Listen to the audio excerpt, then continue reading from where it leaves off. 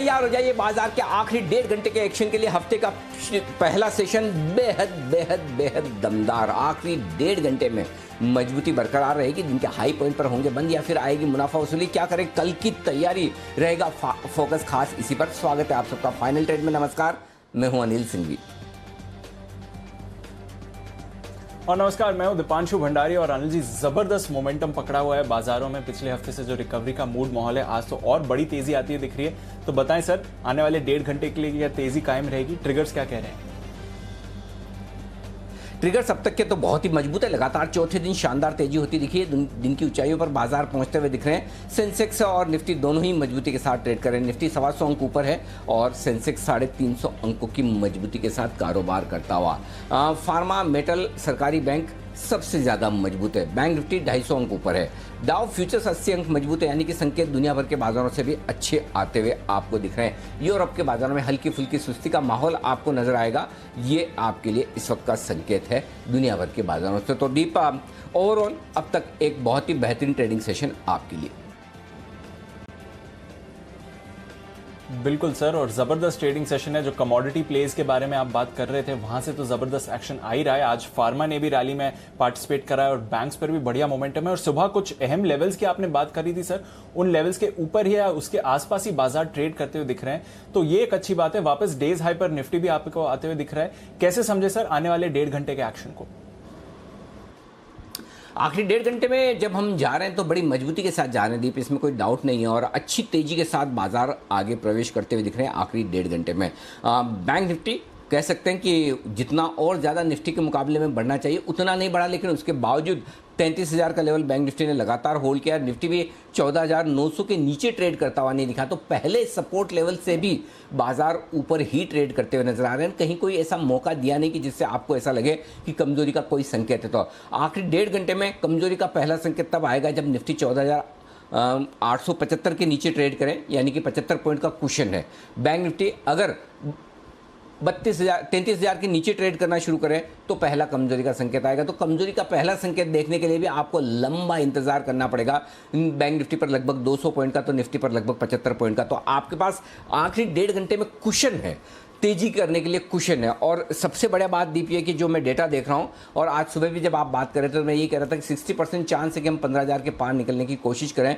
वो चांस धीरे धीरे 60 से 75% तक की तरफ बढ़ते हुए नजर आ रहे हैं। जैसे जैसे हम 15,000 के नजदीक पहुंच रहे हैं, जैसे जैसे अब तक का ट्रेडिंग सेशन रहा है जहां कोई खास कहीं कोई कमजोरी का संकेत दिखा नहीं और धीमे धीमे धीमे बाजार अपनी मजबूती बढ़ाते हुए नजर आ रहे हैं, उसको देखते हुए ऐसा लग रहा है कि एक अटेम्प्ट, एक कोशिश जरूर होगी बाजार की 15,000 की तरफ बढ़ने की। 14,975, 15,025 ये टारगेट रखना चाहिए आखिरी 1.5 घंटे के लिए निफ्टी पर। और बैंक निफ्टी पर 33,300 से 33,450 के टारगेट के साथ एक बार आपको पोजीशन बना के रखनी चाहिए। स्टॉप लॉस बचे हुए 1.5 घंटे के लिए 14,875 निफ्टी, 32,900 बैंक निफ्टी, ये लेकर चले। और इसके ऊपर जब तक आप बने कोई चिंता की बात नहीं, डे ट्रेडर्स के लिए भी और पोजिशनल ट्रेडर्स के लिए भी। तो दीप, अभी तक ये लेवल्स हैं, बाकी 2:30 बजे मैं आपको डेटा विस्तार से बताने वाला हूं जी।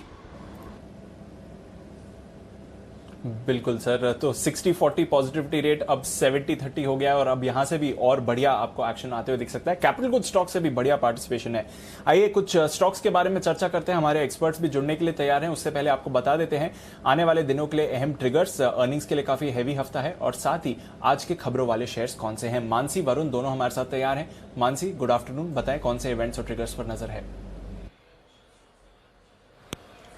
Good afternoon Deepanshu. 3 दिन एक्शन पैक, कई सारे ट्रिगर्स हैं। आज एक तो आरती ड्रग 60 करोड़ का बायबैक बंद होगा, दाम इसके 1,000 रुपए प्रति शेयर। इसके अलावा कैश स्पेस की कंपनियां हैं जिसके नंबर्स आ जाने वाले हैं। कल के नतीजे Siemens, Godrej consumer, Granules India, इन नंबर्स पर फोकस है। ट्रिगर्स, एमएससीआई का छमाही रिव्यू कल होने जा रहा है 27 मई, जिसके एडजस्टमेंट की डेट है। आरती इंडस्ट्रीज नतीजों के लिए तो डेट जो है वो पिछली चली गई, 18 मई को तय हो चुकी है, इसलिए आरती इंडस्ट्रीज इंडस्ट्रीज पर एक बार डीले है नतीजों को लेकर, लेकिन अल्काइल अमाइंस 5:2 स्टॉक स्प्लिट की एक्स डेट होगी। प्रॉक्टर एंड गैम्बल 150 रुपए प्रति शेयर पे स्पेशल डिविडेंड की एक्स डेट होगी। क्वेस्ट कॉर्प 7 रुपए प्रति शेयर के अंतरिम डिविडेंड की एक्स डेट होगी। वहीं रिलायंस पार्टली पेड शेयर की जो पहली किस्त है उसके लिए एक्स डेट 11 तारीख यानी कि कल का दिन होगा। बुधवार को नतीजे यूपीएल और एशियन पेंट्स के निफ्टी स्पेस में Tata power, Voltas, Pidilite, Lupin, JSPL और अपोलो टायर्स इनके नंबर्स वायदा बाजार में आते दिखेंगे। इसके अलावा बुधवार के ट्रिगर्स अगर देखें, इकोनॉमिक इंडिकेटिव एक्शन, मार्च आईआईपी, अप्रैल सीपीआई के डेटा आएंगे। एसआईएस का 18,18,000 का बायबैक इस दिन खुलेगा। दाम इसके 550 रुपए प्रति शेयर तय किए गए हैं। वहीं स्पार्क इक्विटी वारंट के जरिए पूंजी जुटाने को लेकर बोर्ड बैठक करेंगे। जम्मू एंड कश्मीर बैंक 500 करोड़ जुटाने पर बोर्ड मीट होगी। जिलेट 50 रुपए प्रति शेयर के स्पेशल डिविडेंड की ये एक्स डेट होगी। वहीं एनसीएल इंडस्ट्रीज 1.5 रुपए प्रति शेयर के अंतरिम डिविडेंड की एक्स डेट होगी 12 तारीख। ओके, तो ये हैं आपके लिए कुछ अहम ट्रिगर्स जहां पर हमारी नजर है। वरुण, गुड आफ्टरनून, बताएं आज खबरों वाले शेयर्स कौन से हैं? गुड आफ्टरनून दीप। देखिए, सबसे पहले कुछ नतीजे आए वहाँ पे नजर डालिएगा। जायडस वेलनेस यहाँ पे मुनाफा 69 करोड़ से बढ़ के 133 करोड़ और मार्जिन देखिए 21.5% से बढ़ के 23.9% पे आया है। वेंकीज कंपनी घाटे से मुनाफे में आई है। 97 करोड़ के घाटे के मुकाबले 78 करोड़ का कंपनी ने मुनाफा किया है। आय 6 से बढ़ के 941 करोड़ पे आया है। 17 रुपए प्रति शेयर का कंपनी ने डिविडेंड का ऐलान भी किया है। तो दोनों नतीजे अच्छे हैं। एमएनएम इस कंपनी ने अप्रैल का अपडेट दिया है कि अप्रैल 21 में कंपनी का जो उत्पादन है 1,65,000 यूनिट रहा। वहीं कंपनी की जो सीवी बिक्री है, सीवी की बात कर रहा हूँ मैं, सीवी बिक्री जो है 14,000 यूनिट के आसपास रही है। बोरसो रिन्यूएबल खबरें ये है कि सोलर ग्लास उत्पादन क्षमता में कंपनी जो है वो बढ़ोतरी करने की योजना बना रही है। जून 2022 तक 1,000 पर टन रोजाना उत्पादन करने का इस कंपनी ने लक्ष्य रखा है। ग्रीनप्लाई इंडस्ट्रीज 75 करोड़ की लागत का नया प्लांट ये कंपनी जो है वो लगाने वाली है। कंपनी ने अपडेट दिया है। एनएमडीसी एजेंसी के हवाले से खबर आई है कि एनएमडीसी जो मई में आयरन ओर की कीमतें बढ़ा सकती है। करीब 500 रुपये प्रति टन के आसपास कीमतें बढ़ सकती है। कीमतें बढ़ने पर अगले 2-3 दिन में फैसला लिया जा सकता है एनएमडीसी की तरफ से। कुछ ब्लॉक डील्स हुई है। कोफोर्ज सुबह से काफ़ी सारी ब्लॉक डील्स इसमें हुई है। उसका इम्पैक्ट स्टॉक प्राइस में भी देखने मिला। करीब 2.15% के आसपास इक्विटी के सौदे हुए हैं। 13 लाख शेयर्स का सौदा हुआ इस काउंटर में। इसका इम्पैक्ट इस काउंटर पे देखा गया है। बेल 37 लाख शेयर्स का सौदा हुआ है इस काउंटर में। इक्विटा स्मॉल फाइनेंस करीब 14,90,000 शेयर्स के बड़े सौदे हुए। ट्राइडेंट में 34 लाख शेयर्स के बड़े सौदे हुए हैं। और एक company Fincare small finance bank, इस कंपनी ने सेबी में आईपीओ के लिए अर्जी दे दी है। करीब 1330 करोड़ जुटाने वाली है ये कंपनी। ओके, तो ये है तमाम खबरों वाले शेयर जिन पर आपको रखना है फोकस। आइए फोकस बढ़ाते हैं आगे पिक्स पर। बैक टू बैक 2 बिगुल फास्टेस्ट फिंगर फर्स्ट में आगे निकले हैं वागले साहब और उनके ठीक पीछे हैं सीमी जी। तो पहले वागले का wonder.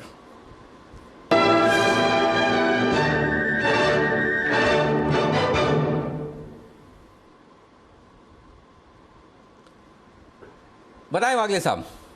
Good afternoon Anil ji, good afternoon Deepanshu. Tata Motors में क्लियर कट ब्रेकआउट है। 313 13.5 वो आइडियल लेवल था, लेकिन अभी आप बात करते करते 14.5 हो गया। यहीं पर ले ले, नीचे आएगा, ऐड करें 311 का स्टॉप लॉस होगा। तो आपकी रिस्क 3-3.5 रुपए की होगी अगर एवरेज करते हो तो। 320-331 का टारगेट आज का होगा। दूसरा टारगेट 327 जो मुझे लगता है कल आना चाहिए। ओके, तो टाटा मोटर्स में खरीदारी करने की राय, और मुझे ऐसा लग रहा है कि कहीं ऐसा ना हो कि सिमी जी की तरफ से भी खरीदारी करने की राय टाटा मोटर्स पे ही ना आ जाए, क्योंकि टाटा मोटर्स उनका भी रहा फेवरेट। आइए देख लेते हैं बिगुल के बाद सिमी जी की क्या है राय। सिमी के नॉन स्टॉप शेयर।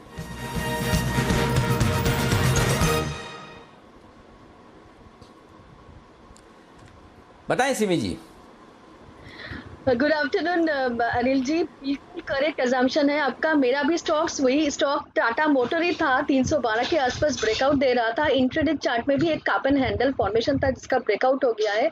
इसका नेक्स्ट टारगेट 317, 321 और 325 के लिए मैं रेकमेंड कर रही हूँ। करंट लेवल पर खरीदे या 1-2 रुपया नीचे आता है तो भी खरीदे। 307 के नीचे स्टॉप लॉस लगाएंगे और 317, 320, 321 और 325 ये 3 टारगेट्स के लिए टाटा मोटर्स को खरीदने का सलाह होगा। ओके, तो सिमी जी की तरफ से भी टाटा, मेरा अंदाजा एकदम सही निकला। अब स्टॉक के साथ साथ मैं एक्सपर्ट्स का भी एनालिसिस पूरा प्रॉपर तरीके से कर लेता हूं, तो टाटा मोटर्स पर ही खरीदारी करने की राय सिमी जी की तरफ से भी। आइए अगला बिगुल आशु सर के लिए, सिम के सुल्तान आशु मदान।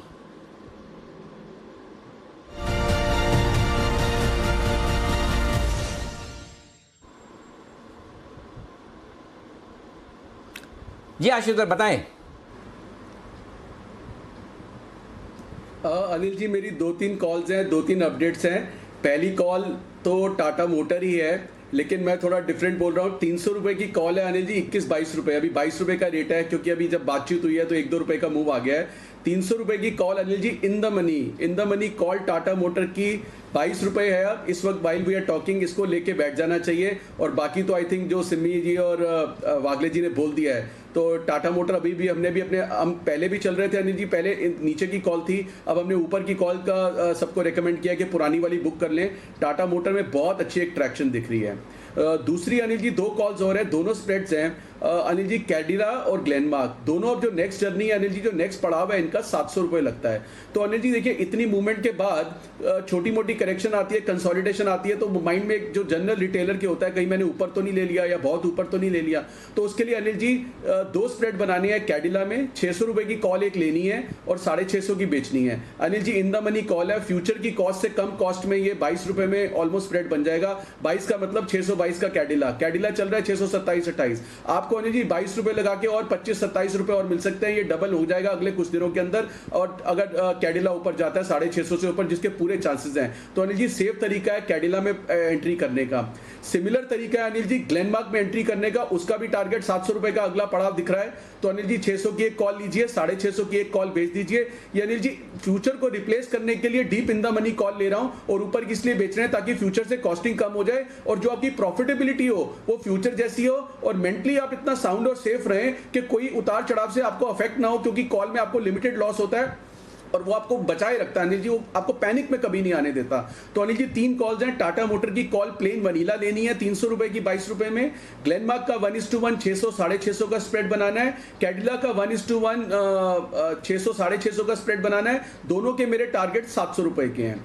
अब आ जाते हैं अनिल जी थोड़े से अपडेट्स के ऊपर। अनिल जी मैंने लास्ट मतलब फ्राइडे को भी कहा था कि भेल बैन में रहना is a blessing in disguise. Anil ji छोटा शेयर और इस तरह का शेयर है ना, बैन में रहना is a blessing in disguise, क्योंकि जो हल्के लोग हैं या जो जल्दी में जो स्कैल्पर या वो सब होते हैं, उनको ये मौका नहीं मिलता ये सब करने का। तो अब सीरियस मनी आ रही है इसके अंदर। तो अनिल जी भेल किसी को ये अगर कोई बैन में देखता रहेगा, तो फिर मैं बोल रहा हूँ सेल की तरह बैन में भेल भी देखता ही रह जाएगा कि कब खुलेगा तब लूंगा, और वो हाथ से निकल जाएगा। तो अनिल जी भेल की डिलीवरी उठा के बिंदास आंखें बंद करके बिल्कुल लेके रख डालिए। इस भाव पे भी बोल रहा हूं, अगर किसी ने नहीं लिया या बेच दिया तो दोबारा ले सकता है। तो दूसरा अपडेट अनिल जी नैल्को भी गया है बैन के अंदर। बैन में जाती है अनिल जी, ये पुराने वाले बैन बड़े डिफरेंट होते थे, जब बैन में जाते ही स्टॉक का करियर खराब हो जाता था टेम्परेरीली, बट अब रिवर्स हो रहा है Anil ji, stock strong hand में जा रहा है। तो नैल्को में बैन में गया है, बहुत अच्छा अनिल जी। मैं तो अपने क्लाइंट्स को इतना स्ट्रांगली बोल रहा हूं कि बैन में जाना is a very very positive signal, और जो बैन में ले लेगा, जो हिम्मत करेगा, करेज करेगा, पैसे लगाएगा, उसके पैसे बनेंगे। तो नैल्को भी अनिल जी बिल्कुल लेके जाना है, अभी भी ले सकते हैं बिल्कुल। रिजल्ट्स बिल्कुल जैसे हमने बात की है और आपने भी बात की है वैसे आएंगे। तीसरी जी बिल्कुल आशु जी, मैं आपके पास अपडेट के लिए आता हूं। अभी अपने पास पूरा शो पड़ा है, आराम से हड़बड़ी ना करें, क्योंकि पीछे बैक टू बैक कॉल्स है। एक बार सचिन जी के लिए बिगुल और उसके बाद बंसल जी भी तैयार हैं। तो पहले सचिन जी के लिए बिगुल BTS का।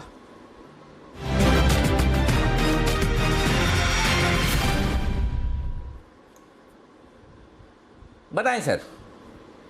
Good afternoon Anil ji, good afternoon Deepanshu. Anil ji, यहाँ पर फ्रेश खरीदारी करनी है। स्टॉक का नाम है UPL। इसने अपने 2 दिनों के डिक्लाइनिंग ट्रेंड से एक ब्रेकआउट दिया है एंड एक अहम लेवल इसने तोड़ा है अराउंड 655 के आसपास। उसके बाद काफ़ी स्ट्रॉन्ग मोमेंटम नजर आ रहा है। सो इंट्राडे के लिहाज से तो मुझे लग रहा है कि अराउंड 683 के आसपास के स्विंग्स बनने चाहिए, बट पोजिशनली 705 का टारगेट होगा। जिस तरीके से ये स्विंग ब्रेकआउट है, मुझे लग रहा है स्टॉप लॉस आपको लगाना चाहिए अराउंड 662 के आसपास एंड फ्रेश लॉन्ग्स ऐड करने चाहिए। फाइनल टारगेट होगा 705 का। 705 के टारगेट के लिए UPL पर करें खरीदारी। 400 के बॉटम से स्टॉक में आई है जबरदस्त तेजी और अभी भी वो तेजी बरकरार है। नतीजों का भी इंतजार है, UPL पर रखिए नजर। आइए चलते हैं बंसल जी के पास बिगुल चार्ट कॉर्नर का।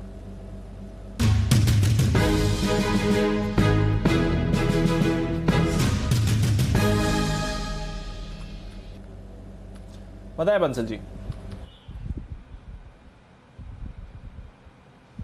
दीपांशु, मेरी खरीदारी की राय है, अपोलो टायर पर हमारी खरीदारी की राय है। इसके अंदर सेकंड हाफ के अंदर एक पॉजिटिव क्रॉसओवर देखने को मिला है और अपोलो टायर भी तेजी से भागता है तो अपोलो टायर है चार्ट कॉर्नर पिक 219 रुपए 50 पैसे, 219.50 का स्टॉप लॉस है, 232 पहला टारगेट, 234 दूसरा टारगेट और एक बार 225 के लेवल्स कंफर्टेबली देखने को मिलते हैं, तब स्टॉप लॉस को ट्रेल करके अपने खरीद के दाम पर लेके आना है। तो अपोलो टायर है चार्ट कॉर्नर पिक।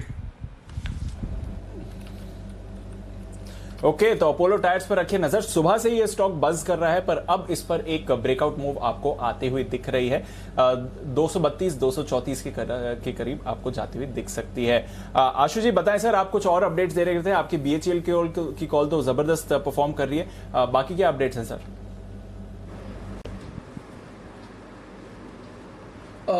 दीपांशु, हमने एक 14,800 और 15,000 का 1:2 स्प्रेड बनाया था 35 रुपए के करीब। उसका भाव चल रहा है 60-65 रुपए। दीपांशु, मुझे लगता है कि उस स्प्रेड के साथ बने रहना चाहिए। 15,200 तक सेफ है। अगले एक आध दिन के अंदर या आज ही 15,000 क्रॉस करता हुआ निफ्टी नजर आएगा।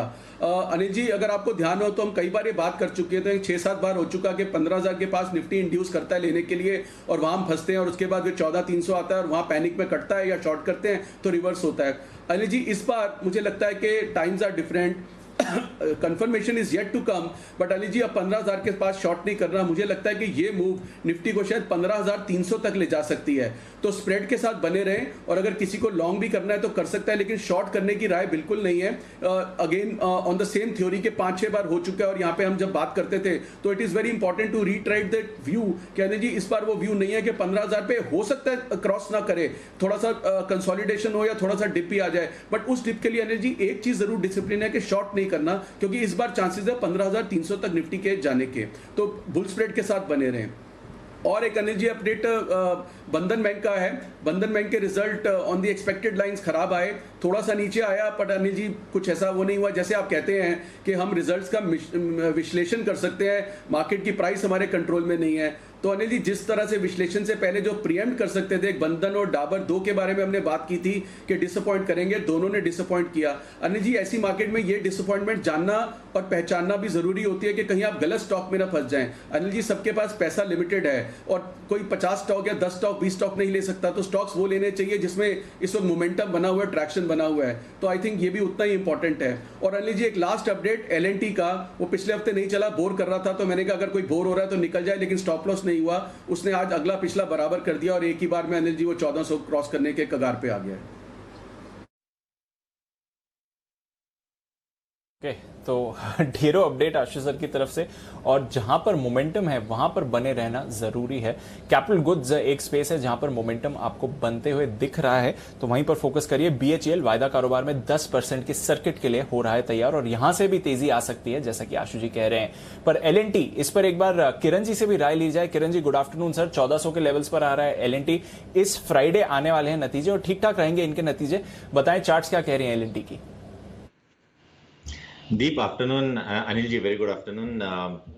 L&T के चार्ट्स काफी अच्छा है, देखने को मिल रहा है। अभी अभी एक अच्छा बेस फॉर्मेशन इसने किया है और उसके बाद इंपॉर्टेंट रेजिस्टेंस जो कि लगभग 1360 1370 ये जो जोन था वो निकल दिया है और वो निकलते वक्त बहुत अच्छे वॉल्यूम्स के साथ निकाला है। तो मेरा मानना है कि इवेंचुअली ये स्टॉक 1430 1440 तक जाने की दमकम रखता है, तो लॉन्ग पोजीशंस क्रिएट कर रहने चाहिए और 1370 1372 के स्टॉप लॉसेस के साथ लॉन्ग पोजीशंस रहने चाहिए। ओके, तो ये है आपके लिए L&T, यहां पर आपको एक्शन बनते हुए दिख रहा है। आइए सिमी जी के पास चलते हैं, एक बिगुल उनके लिए, सिमी के नॉन स्टॉप शेयर्स।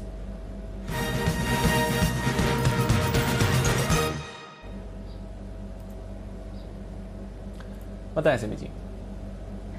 दीपांशु, खरीदारी का सलाह देना है मदरसन सुमी पर। इसमें भी ब्रेकआउट आया है और 225 के ऊपर ही ब्रेकआउट आया है, तो मेरा स्टॉप लॉस भी 225 का ही होगा। अभी 229 के आसपास है। मिनिमम टारगेट होगा 233 और उसके बाद 238। तो ये 2 टारगेट के लिए मदरसन सुमी को खरीदने का सलाह होगा। 225 का क्लोजिंग बेसिस पर स्टॉप लॉस मेंटेन करना पड़ेगा मदरसन सुमी। तो ये है आपके लिए मदरसन सुमी पर खरीदारी की राय। अभी अभी ब्रेकआउट आ रहा है। ऑटो स्पेस में मोमेंटम आपको बनते हुए दिख रहा है। टाटा मोटर्स हमारे 3 एक्सपर्ट्स की कॉल है, अपोलो टायर्स पर आपके लिए कॉल आई है, मदरसन सुमी पर भी रखे नजर। हालांकि कुछ कंपनीज ने अपने लॉकडाउन्स एक्सटेंड किए हैं जहां तक प्लांट शटडाउन्स हैं राज्यों में प्रतिबंध और लॉकडाउन्स लगने की वजह से, बट ऑटो शेयर्स में बढ़िया एक्शन आ रहा है। कुछ और शेयर्स जहां पर आपको रखनी है नजर, वहां पर भी आप बढ़िया एक्शन बनते हुए देख रहे हैं। पर अच्छा एक्शन जो है वो बना हुआ है पूरे के पूरे शुगर पैक में। एक शुगर पैक स्टॉक निकाली है धामपुर शुगर, जिसके बारे में पिछले हफ्ते अनिल जी ने आपको सलाह दी थी। जबरदस्त एक्शन में आते हुए दिख रहा है। बलरामपुर चीनी तो लीड कर ही रहा है, उगर शुगर, कोठारी शुगर, किसी भी शुगर स्टॉक को देख लीजिए, बढ़िया तेजी बनी है। तो अनिल जी, ये जो शुगर में तेजी आई है और बढ़िया मोमेंटम इसमें बनते हुए दिख रहा है, अब लोगों का सवाल बन रहा है कि ऑलरेडी 20% एक दिन में ये सारे स्टॉक्स भाग रहे हैं, हमारे पास ऑप्शंस कम बचे हैं। कोई अभी भी ऑप्शन बचा है शुगर पैक में सर, जो थोड़ा सस्ता हो या रिलेटिवली बेटर वैल्यूएशन मिल रहा हो, जहां पर अच्छा ट्रेड बन सकता हो? दीप, लग ही रहा था कि ये ऑप्शन बचेंगे नहीं, इसलिए जब आप रिकॉर्ड बना रहे थे ना पिछले हफ्ते, वो कि 14 कॉल एक साथ पिछले हफ्ते आए और सारे शुगर स्टॉक्स में यही कह रहा था, एक साथ इतने सारे शुगर स्टॉक दिए, धामपुर, द्वारिकेश, त्रिवेणी, मैं ये कह रहा था कि इनको आप पोजिशनली खरीदिए। हर स्टॉक देखिए पोजिशनली कम से कम 30-40% ऊपर है। तो वही है कि आप इन स्टॉक्स को minute to minute, day to day में नहीं खरीद सकते। प्रॉब्लम आजकल क्या है, अगर आप स्टॉक रिकमेंड करते हो ऐसे भाग जाते हैं। अब आप देखिए कोई स्टॉक आपके हाथ में नहीं आएगा। द्वारिकेश देखिए अभी भी, प्राज देखिए 17% ऊपर, कोठारी शुगर देखिए मेरे ख्याल से किस भाव में रिकमेंड किया था, 30 के नीचे, आज 38 के ऊपर ट्रेड कर रहा है। 16% धामपुर उगर है, ये शुगर ऊपर है। अभी भी आप पूछेंगे जगह द्वारिकेश, त्रिवेणी, क्या बचा है? मतलब कोई भी स्टॉक ऐसा नहीं है जो शुगर, इवन उगार शुगर जिसका हम जिक्र कर रहे हैं, वो 10% ऊपर है। एक स्टॉक है अभी भी दिख रहा है, अगर आप चाहें तो मैं वो दे सकता हूँ। आप कहें तो ऐसे ही बता दूं, आप कहें तो 2000 के बिल के साथ बताऊं, कैसे चाहते हैं आप बताइए? नहीं सर, 2000 के बिगुल के साथ ही आपके साथ जानना चाहेंगे। तो अनिल जी के लिए बिगुल आज कल के 2000 का।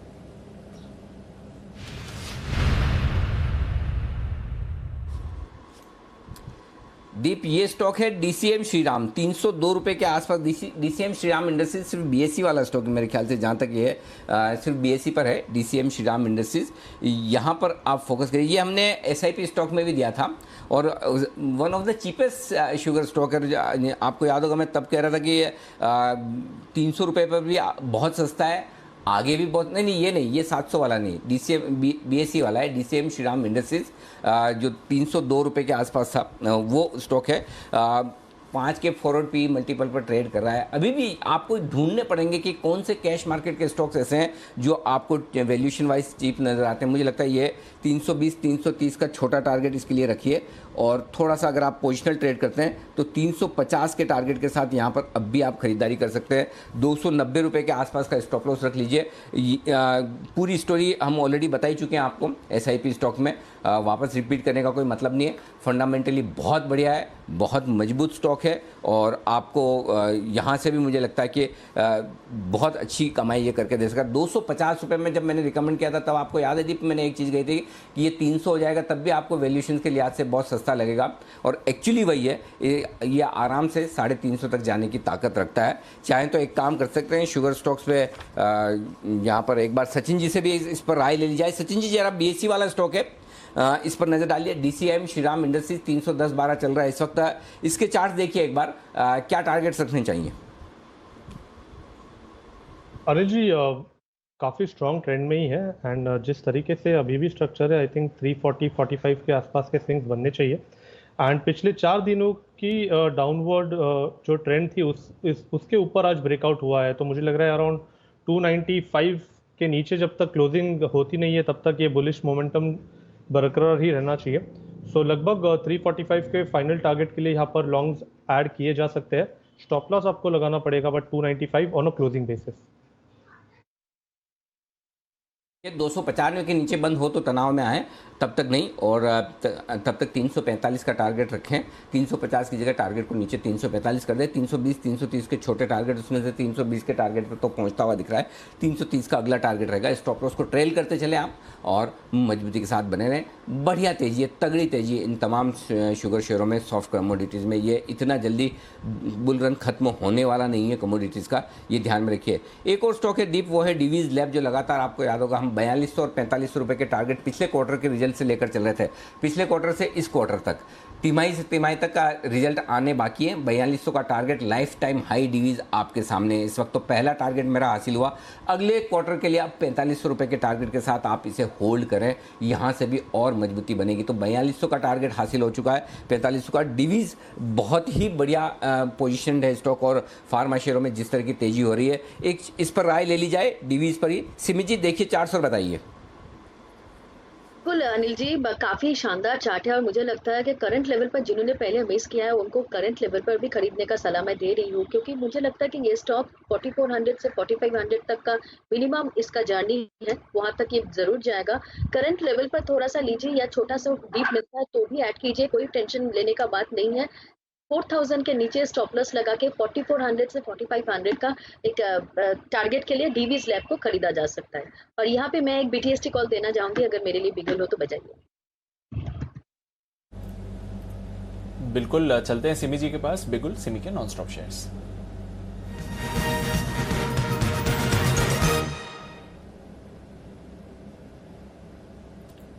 बताएं सिमी जी। बोरोसिल रिन्यूएबल ग्लासेस, ये जो स्टॉक है 270 के 268 के आसपास अभी भाव है, और मुझे लगता है कि इसमें एक अच्छा सा फॉर्मेशन है जो यहाँ से चल सकता है। 300 का मिनिमम टारगेट होगा। ये कैश मार्केट का स्टॉक है और मैं यहाँ पे दे रही हूँ 268 प्राइस है, यहाँ पे मैं दे रही हूँ 300 तक का टारगेट के लिए, और 250 का स्टॉप लॉस इसमें रहना पड़ेगा। 255 के ऊपर इसका ब्रेकआउट आया है और इसमें खरीदारी करने का सलाह दे रही हूँ।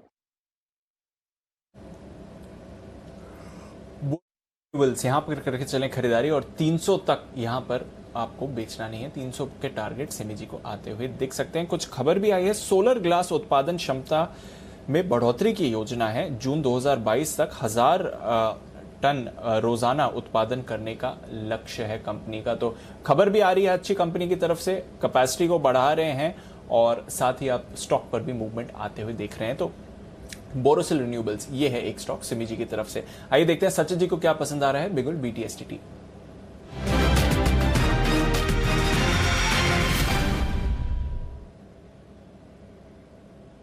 बताएं सचिन जी। दीप, यहाँ पर एक फॉलो थ्रू स्टॉक ही है।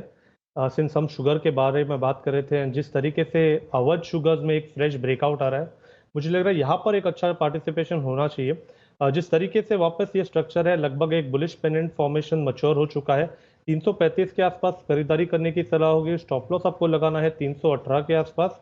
एंड जिस तरीके से ये स्ट्रक्चर है, मुझे लग रहा है इसका जो 2019 के जो हाई है, जो लगभग अराउंड 370 के आसपास के है, आई थिंक वहाँ तक तो इसमें एक मूवमेंट होनी चाहिए।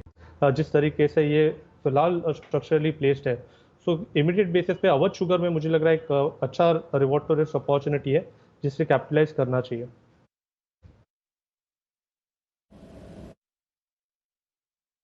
थोड़े से वो जले पे नमक छिड़क दिया, ऐसा मैं कह सकता हूँ, क्योंकि क्या है कि 225 रुपये से ये स्टॉक रडार पे है कि इसको अच्छे से रिकमेंड करना चाहिए। जिस दिन इसको रिकमेंड करने की सोचते उस दिन भाग जाता है, जिस दिन सोचो उस दिन भाग जाता है। तो ये 225 से 325 इसका जरा चार्ट दिखाइए, 5-7 दिनों का, 7 दिनों में 225, मतलब कभी इतनी बढ़िया कंपनी है अवध शुगर और इतने सस्ते वैल्यूएशन पे मिल रही है।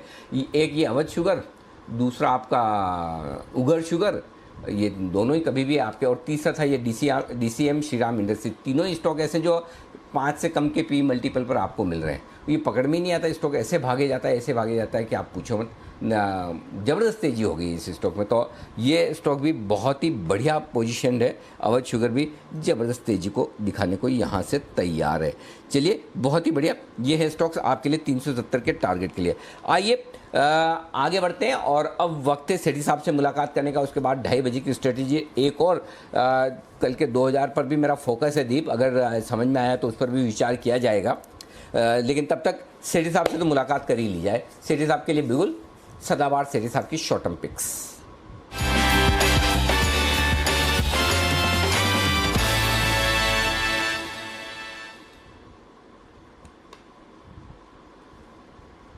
बताएं सेठी साहब, आज क्या इरादा है? Cash future combination?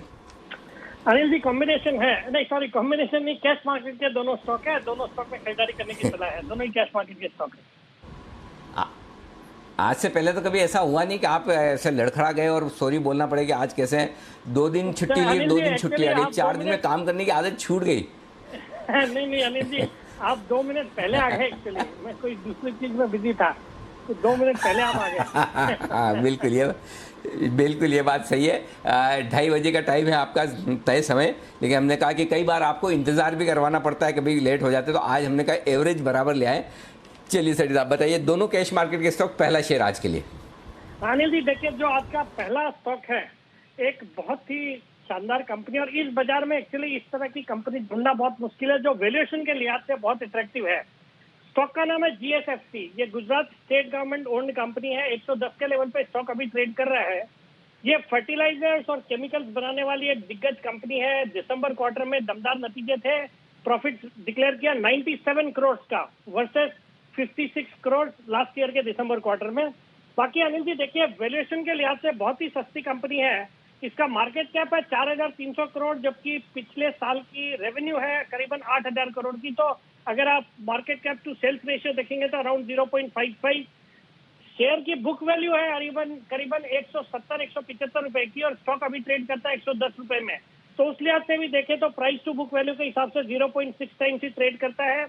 बाकी गुजरात गवर्नमेंट की होल्डिंग तो है ही है, इसके अलावा अच्छी खासी FIIs और DIIs की होल्डिंग है, LIC है, इसमें फिडेलिटी में भी निवेश किया हुआ है। और ऐसे सुनने में आ रहा है कि इनके कुछ प्रोडक्ट्स के दामों में जबरदस्त उछाल आया है पिछले कुछ दिनों में। कोई प्रोडक्ट में तो 50 से 60% तक की तेजी आई है। तो मुझे लगता है आने वाले जो नतीजे आएंगे इसके पिछले क्वार्टर के और इस क्वार्टर के बेहद ही दमदार होंगे। वैल्यूएशन अभी भी बहुत आकर्षक है, बाजार इतना बढ़ चुका है, ये स्टॉक उतना पार्टिसिपेट नहीं किया है। मुझे लगता है करंट लेवल्स पे खरीदना चाहिए। बहुत ही शॉर्ट टर्म में 125 का टारगेट, 105 का stop loss. Anil ji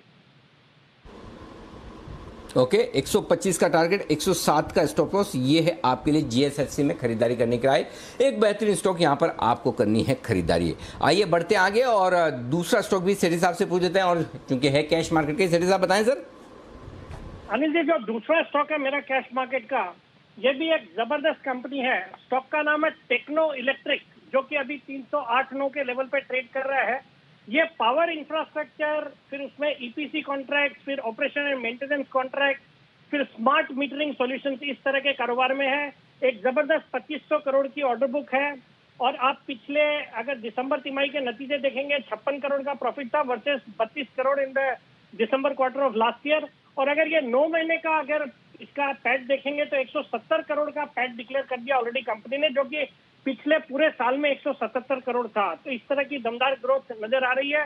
company के ऑपरेटिंग प्रॉफिट मार्जिन है 25%, जीरो डेट कंपनी है, अच्छे रिटर्न रेशियोज, और पिछले 3-4 साल में जबरदस्त ग्रोथ दर्ज करी है। जहां FY17 में 56 करोड़ का सिर्फ इस कंपनी का प्रॉफिट था, वो बढ़ के FY20 में 177 करोड़, और इस साल के 9 महीने में 170 करोड़ का ऑलरेडी कंपनी ने प्रॉफिट डिक्लेयर कर दिया है। तो बहुत ही दमदार कंपनी है। मुझे लगता है ये स्टॉक, जो कि अभी 308-9 के लेवल पे ट्रेड करता है, बहुत ही शॉर्ट टर्म में 325-330 तक के लेवल्स इसमें देखे जा सकते हैं। 295 का स्टॉप लॉस रखना है। ओके, तो ये है आपके लिए टेक्नो इलेक्ट्रिक और GSFC। कैश स्टॉक्स में है जबरदस्त एक्शन, और उसका फायदा उठाते हुए सेठी साहब की तरफ से 2 कैश मार्केट की पिक्स आपके लिए। शुक्रिया सेठी साहब हमारे साथ जुड़ने के लिए और अपनी कॉल शेयर करने के लिए। आइए 2:30 भी बज चुके हैं, चलते हैं अनिल जी के पास उनकी मार्केट स्ट्रैटेजी के लिए।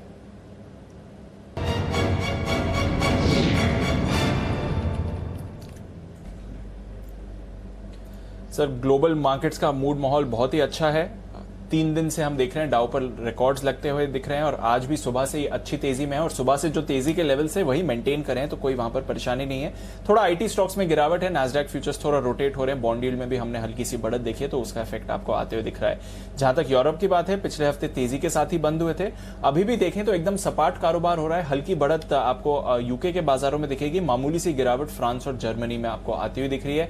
जहां तक एशिया का सवाल था, जापान आधा % ऊपर बंद हुआ, चीन और हांगकांग एकदम सपाट बंद होते हुए देखे। तो ग्लोबल मार्केट से पूरा सहारा है सर, कोई ज्यादा बड़ा एक्शन नहीं आ रहा है, रुपया भी अपनी स्ट्रेंथ होल्ड कर रहा है।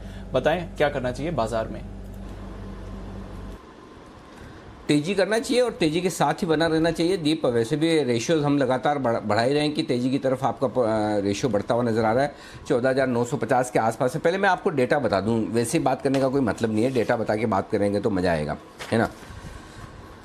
14,900 अब ये बचे हुए समय आज के लिए हो गया आपके लिए मजबूत सपोर्ट। और क्यों हो गया वो मैं बता दूं। 14,900 के पुट पर हैं टोटल मिलाकर 32 लाख शेयर, उसमें से 26 लाख शेयर आज जुड़े हैं। किसी भी एक स्ट्राइक प्राइस पर पुट और कॉल दोनों में देखें तो सबसे ज़्यादा ओपन इंटरेस्ट एडिशन कहाँ हुआ है, वो हुआ है 14,900 पर। इसका मतलब तेजी करने वाले ट्रेडर्स ने पक्का मन बना लिया कि 14,900 नहीं टूटेगा। और आप देखिए बाकी तो खुद आशु सर भी नहीं तो इस ट्रेडिंग रेंज के ऊपर आने के बाद हमेशा बोल देते कि ये बेचने का टाइम, वो भी बोले कि बेचो मत, रुको, हो सकता है 15,300 तक चला जाए। तो पहली चीज़ तो है कि आपके लिए रिस्क बहुत कम हो गई। 2 बजे भी मैं ये बोल रहा था 14,975 के नीचे, 14,875 के नीचे की रिस्क नहीं है आज बाजार में। तो 75 पॉइंट की रिस्क तो आप रखेंगे ना 15,000 पे, आधा % की रिस्क भी नहीं रखेंगे तो कैसे ट्रेड करेंगे। तो ये तो बात होगी पहली। अब आइए 15,000 रुकावट का लेवल है। क्यों? क्योंकि 15,000 के कॉल्स पर 40 लाख शेयर हैं, हाईएस्ट ओपन इंटरेस्ट है, उसमें से 16 लाख शेयर आज भी जुड़े हैं। अच्छा, हाईएस्ट ओपन इंटरेस्ट है, 15,000 का बड़ा आंकड़ा है, बार बार हम यहीं से घूमते, फिर ऐसी क्या वजह कि मैं ये सोचता हूँ कि 15,000 पार करना चाहिए, एक बार तो छूना चाहिए, निकलना चाहिए ऊपर आज या फिर कल। अगर आपको बढ़िया मजबूत संकेत मिल जाए ग्लोबल एक बार और मस्त लाइफ टाइम हाई बना दे तो कल निकल जाए, ऐसा मैं क्यों सोचता हूँ, उसका कारण है। ऐसा नहीं कि अपने को अच्छा लगता है सोचें कि बढ़िया हो जाए तो अच्छा है, वैसा नहीं। एक इंटरेस्टिंग चीज़ बताता हूँ दीप, हालांकि 15,000 के कॉल्स पर हाईएस्ट ओपन इंटरेस्ट है, लेकिन एक डेटा और इम्पोर्टेंट, वो है 15,000 के पुट का। देखिए अभी तक हम 15,000 को पर पहुंचे नहीं है, पार नहीं किया। उसके बावजूद 15,000 के पुट पर 22 लाख शेयर जुड़ गए, उसमें से 13 लाख शेयर आज ही जुड़े हैं। कॉल्स में आज जुड़े 16 लाख, पुट में जुड़े 13 लाख। इसका मतलब लगभग बराबरी का मामला है। इतने बड़े लेवल पर पार नहीं हुआ, उसके पहले पुट राइटिंग होना शुरू हो गई है, उसके पहले पुट बेचकर लोग तेजी की पोजीशन बनाना शुरू कर रहे हैं। ये बड़े स्मार्ट है। जो ऊपर की प्राइस का पुट बेचता है ना, वो बड़ा स्मार्ट होता है, वो बहुत सोच समझ कर बेचता है क्योंकि रिस्क बहुत होती है। सो इसलिए इसका मतलब बहुत क्लियर कट है कि तेजी करने वाले भी इस वक्त 15,000 को पार करने के लिए पूरा जोर लगाकर सोचें कि आज या कल में हम इसे पार कर लेंगे। इसलिए हमने 15,000 के पार होने का जो परसेंटेज है संभावना का, वो 70 से 75% कर लिया, जो कि सुबह 60% था। क्योंकि जो 15,000 पर पुट राइटिंग हुई है, ये थोड़ा जोश भरती हुई दिख रही। तो ये एक बड़ा डेटा है आज का बचे हुए 1 घंटे के लिए। तो अब आपको क्या करना है, अब सिंपल है कि थोड़ा इंतज़ार करें, एक बार 14,975 15,000 की रेंज में जाने दें, वहाँ देखें। और अगर 15,000 के पार निकलकर टिकट बंद होने की तैयारी करें तो फिर 15,050 15,150 इस एक्सपायरी तक कम से कम ये लेवल्स आपको आते हुए दिखेंगे। हर 50-50 पॉइंट को पार करते जाएं, टिकते जाएं और उस हिसाब से स्टॉप लॉस अपना ट्रेल करते जाएं, ये ठीक रहेगा। ये तो बात हुई निफ्टी की। अब आइए बैंक निफ्टी। 33,000 हमने पार कर लिया और 33,000 पार करने का सबसे बड़ा फायदा ये हुआ है कि दीप 33,000 पे पुट में तो 14 लाख शेयरों का हाईएस्ट ओपन इंटरेस्ट है, अब वो आपके लिए बेस हो गया। 33,000 के नीचे जाने की संभावना कम है और इसीलिए 32,900 आपका स्ट्रिक्ट स्टॉप लॉस हो गया। ऊपर में 33,000 के कॉल राइटर्स हैं 10 लाख शेयरों के, वो भी ट्रैप हैं। 33,500 तक का रास्ता खुल रहा है, 15 लाख शेयर वहाँ हाईएस्ट ओपन इंटरेस्ट है। तो वायदा कारोबार के डेटा के लिहाज से रेंज एकदम साफ है, 33,000 33,500। 100 पॉइंट नीचे ले लें 32,900 सपोर्ट, 50 पॉइंट नीचे ले लें 33,450। तो 32,900 33,450 ये रेंज है और मैं उम्मीद करता हूँ कि आज इस रेंज को होल्ड करेगा।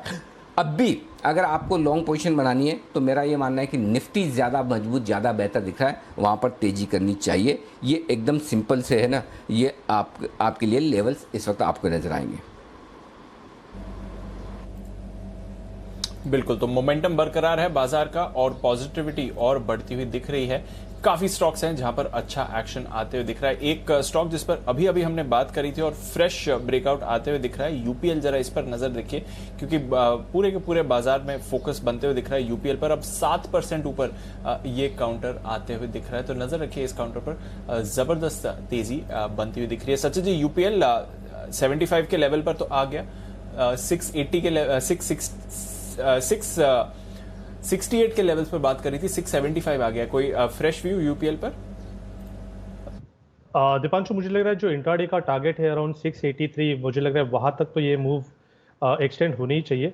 बट जिस तरीके से ओवरऑल ये ब्रेकआउट हुआ है, तो मुझे लग रहा है जो पोजिशनल टारगेट जो मैंने दिया है 705 के आसपास का, आई थिंक उसकी प्रोबेबिलिटी भी काफ़ी हाई है। सो डेफिनेटली अगर किसी की लिवरेज पोजीशन नहीं है तो उसे होल्ड कीजिए। ट्रेलिंग स्टॉप लॉस आपको लगाना चाहिए अराउंड 662 के आसपास on a closing basis. And जिस तरीके से स्ट्रक्चर है, मुझे लग रहा है 405 के आसपास के स्विंग्स भी जल्द इस पर्टिकुलर काउंटर में देखे जा सकते हैं। तो ये है आपके लिए यूपीएल 683 का आज टारगेट आपको आते हुए दिख सकता है, बट फ्रेश मूव उस पर आ रही है। चलते हैं वागले साहब के पास, बिगुल वागले का वंडर।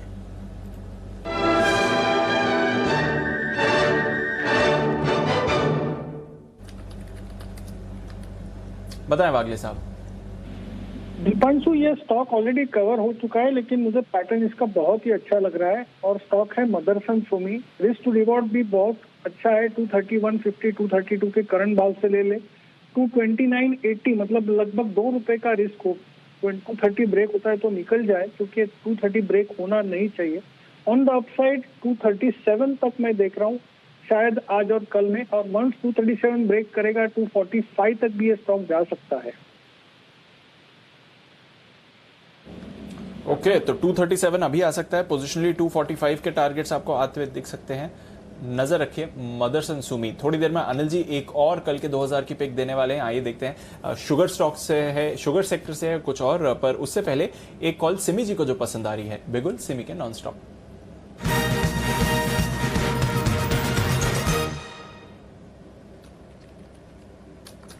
बताएं सिमी जी।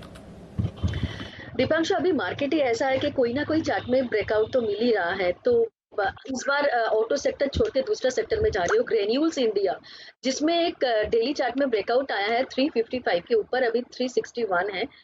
और यहाँ पे मुझे लगता है कि 361 का ग्रेन्यूल्स बहुत ही जल्दी 390 से 400 का रेंज तक जा सकता है। तो करंट लेवल पर खरीदने का सलाह होगा। 350 के नीचे स्टॉप लॉस मेंटेन करना रहेगा क्लोजिंग बेसिस पर। और शॉर्ट टर्म के लिए 400 का टारगेट, 390 से 400 का टारगेट के लिए ग्रेन्यूल्स को खरीदते चलते। ओके, तो 390 400 के टारगेट के लिए ग्रैन्यूल्स पर करके चलें खरीदारी। तो ग्रैन्यूल्स एक और काउंटर फार्मा स्पेस से, जहां पर आपको बढ़िया मोमेंटम बनते हुए दिख रहा है। फार्मा में किसी भी स्टॉक पर आज आप नजर डालिए, आपको बढ़िया तेजी आती हुई दिखेगी। टोरेंट फार्मा, जिसके बारे में हम सुबह जैसे बात कर रहे थे, 6% की तेजी ये काउंटर भी इस समय आपको दिखा रहा है। तो वो स्ट्रेंथ आपको दिख रही है बाजार में, जिस तरह से बिल्डअप होती हुई दिख रही है। एक बार इनफैक्ट टोरेंट फार्मा पर किरण जी की भी राय ले लेते हैं। किरण जी, टोरेंट फार्मा पर राय दें। सुबह हम बात कर रहे थे 2700 के लेवल पर वो इसने क्रॉस किया था, अब 2800 के करीब आ रहा है, क्या राय देंगे सर? जिस तरीके से टोरेंट फार्मा ने ब्रेकआउट दिया है, बहुत शानदार ब्रेकआउट है। मेरा मानना है कि पोजिशनली 2 से 3 दिन का वक्त देते हैं तो मुझे लगता है 2850 2900 के लेवल्स आपको देखने को मिल जाने चाहिए। और दीप, मेरे लिए प्लीज एक बिगुल बजाइए, इधर एक ब्रेकआउट आ रहा है। बिल्कुल, तो किरण जी को भी एक स्टॉक पसंद है और फिर चलेंगे अनिल जी के पास कल के 2000 के लिए। पर बिगुल, किरण के कमाल।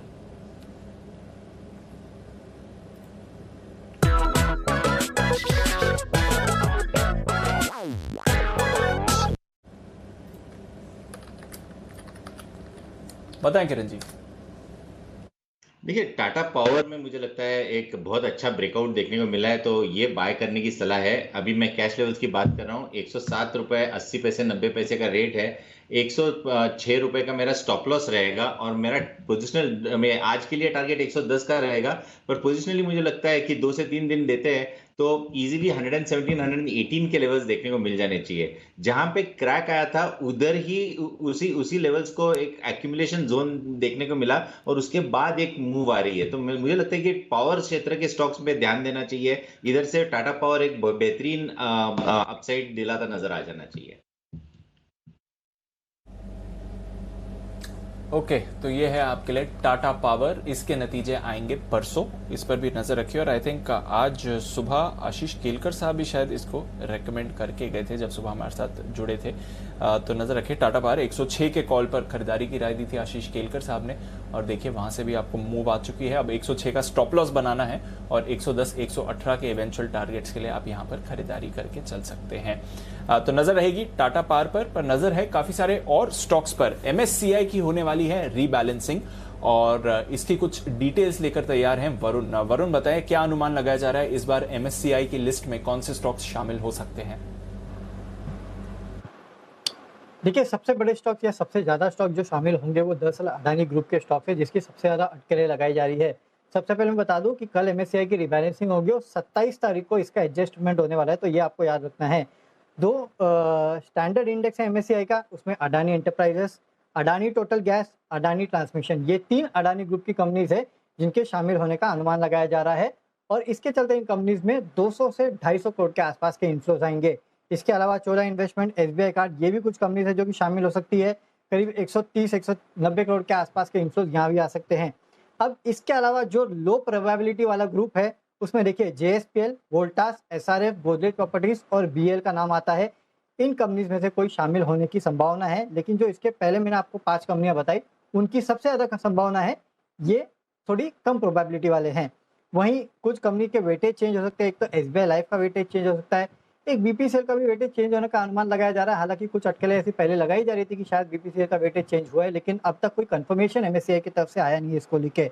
वहीं स्मॉल कैप इंडेक्स में जो स्टॉक शामिल हो सकते हैं उसमें Tata Motors, DVR, intellect design, SKF India, poly Medicare, तमाम कंपनीज की लिस्ट है जो कि शामिल हो सकते हैं।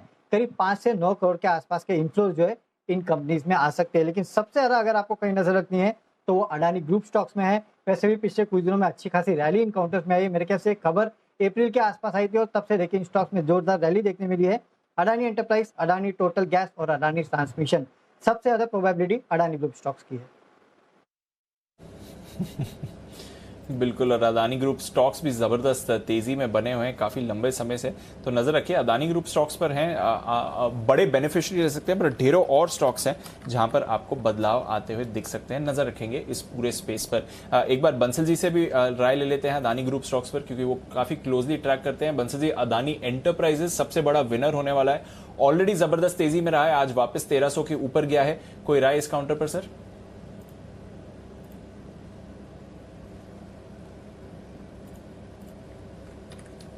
पेमेंट भी करा हुआ है और 1500 रुपए के पहले टारगेट्स हैं, तो जिन्होंने लिया हुआ है होल्ड करें। और कोई ट्रेडिंग के नजरिए से ले रहा है तो शॉर्ट टर्म के लिए यहाँ स्टॉप लॉस बैठता है 1284 का, 1284 कैश लेवल्स, 1284 के स्टॉप लॉस के साथ अदानी इंटरप्राइजेस में इन स्तरों पर भी खरीदारी की राय है। अगर आप शॉर्ट टर्म नजरिए से ले रहे हैं तो पहला टारगेट यहाँ पर 1335, 1338 के बैठते हैं। ओके, तो ये है अदानी एंटरप्राइजेज। स्टॉक फिर से एक्शन में आता हुआ दिख रहा है। एक स्टॉक और है जो एक्शन में आने को तैयार है, बताएंगे किरण जी। और किरण जी कह रहे हैं कि बहुत ही एग्रेसिव कॉल है अनिल जी, समय बिल्कुल भी इधर उधर व्यर्थ गंवाए बगैर सीधे मेरे पास लौट आए, इसीलिए मैंने कमान संभाली है। बिल्कुल किरण जी के लिए किरण का कमाल।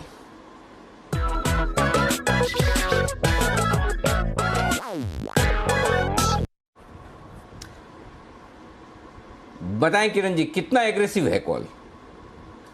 बहुत ही एग्रेसिव है अनिल जी, सही में बहुत ही एग्रेसिव है। स्टॉप लॉस टारगेट बड़े हैं, पर अगर फ्यूचर्स में नहीं ले सकते तो कैश में लेने की सलाह होगी। इधर से बड़ी अपसाइड देखने को मिलेगी।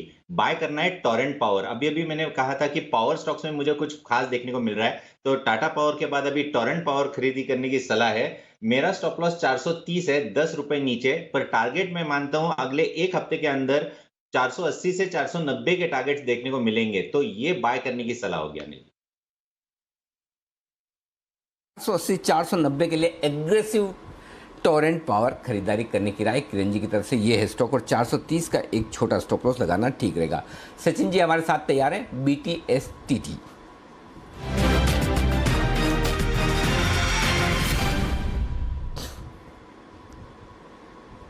बताएं सचिन जी।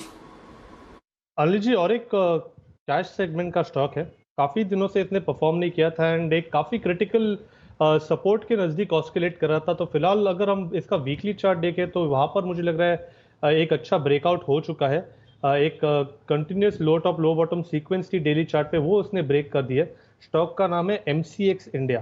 तो MCX को आपको बाय करना है। जिस तरीके से ये ओवरऑल रिवर्सल नजर आ रहा है, मुझे लग रहा है अराउंड 1655 और 1780, ये दो टारगेट्स के लिए पोजीशन आपको रखनी है।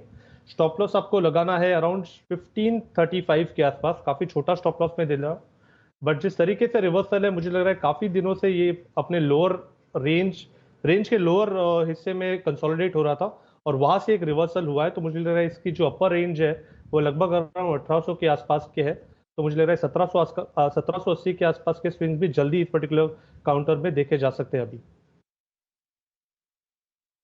तो ये है आपके लिए MCX में खरीदारी करने की राय। अगला बिगुल है बंसल जी के लिए और उसके बाद आशु सर भी देंगे आपको एक अच्छा बेहतरीन कॉल। तो बंसल जी देना चाहते हैं पिक ऑफ द डे, कल का काम आज।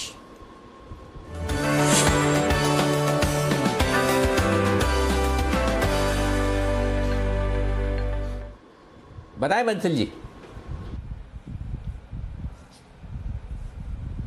Anil ji pick of the day है, स्टॉक है BEL, भारत इलेक्ट्रॉनिक्स है पिक ऑफ द डे। और अनिल जी इसके में एक खास बात यह है स्टॉक की कि जब जब इसका मूव आया है तब तक दीपांशु ने इस पे सवाल पूछा है और आज ही नहीं पूछा है सवाल। एक बड़ा ब्रेकआउट यहाँ देखने को मिल रहा है। ओपन इंटरेस्ट में देखें तो 10% से ऊपर का इजाफा है। 141 का स्टॉप लॉस है, 153 पहला टारगेट है और 155 दूसरा टारगेट है। भारत इलेक्ट्रॉनिक्स है pick of the day.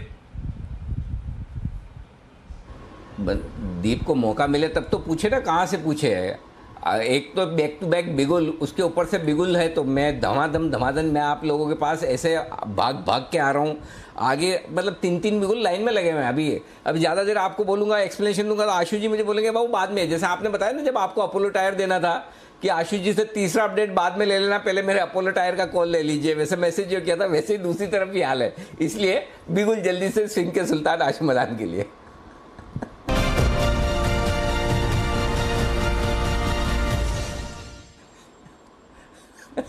Ji Ashish sir बताइए।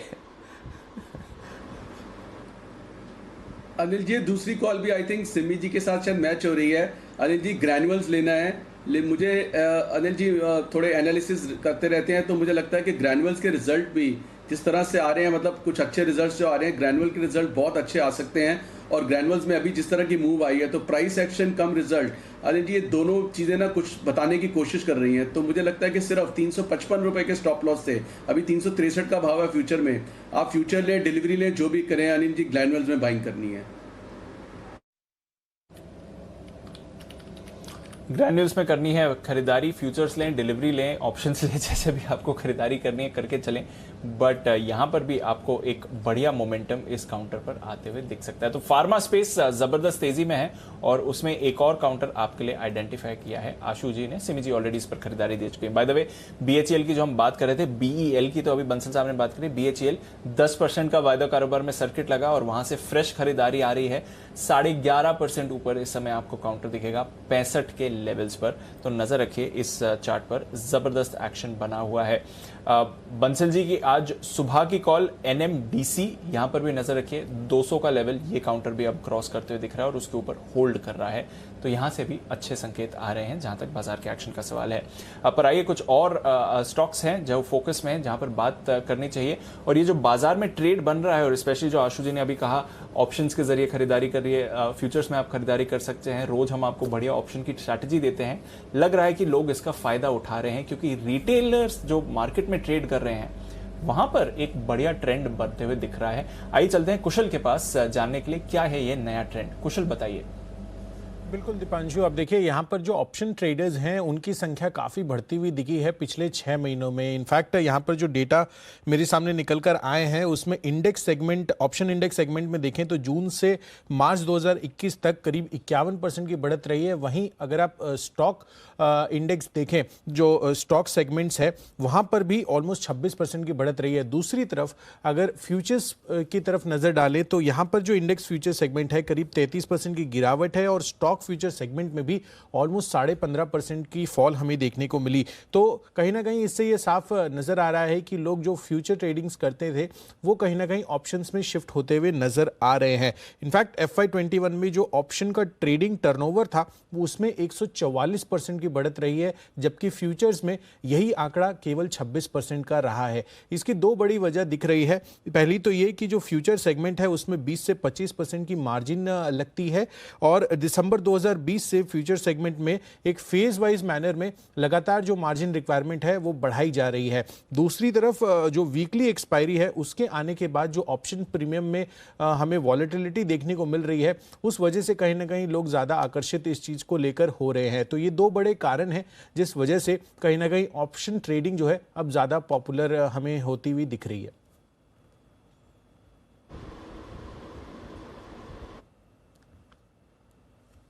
ओके, तो फ्यूचर्स छोड़कर ऑप्शंस में मार्जिन्स चूँकि अब बड़ा ज़्यादा हो गया कैश में और सब जगह वो पीक मार्जिन्स और जो नियम बदले हैं, अब काफ़ी सारे लोग ट्वीट करके बोल भी रहे हैं मुश्किलें आ रही हैं और सेबी के पास एनमी की तरफ से भी बाकी ब्रोकर्स की तरफ से भी रिक्वेस्ट गई हैं, एक्सचेंजेस के पास भी गई कि जो मार्जिन इंट्राडे में जो लिमिट्स मिलती थी अब वो नहीं मिल रही है, तो उसकी वजह से डे ट्रेडर्स को काफ़ी समस्या आ रही है।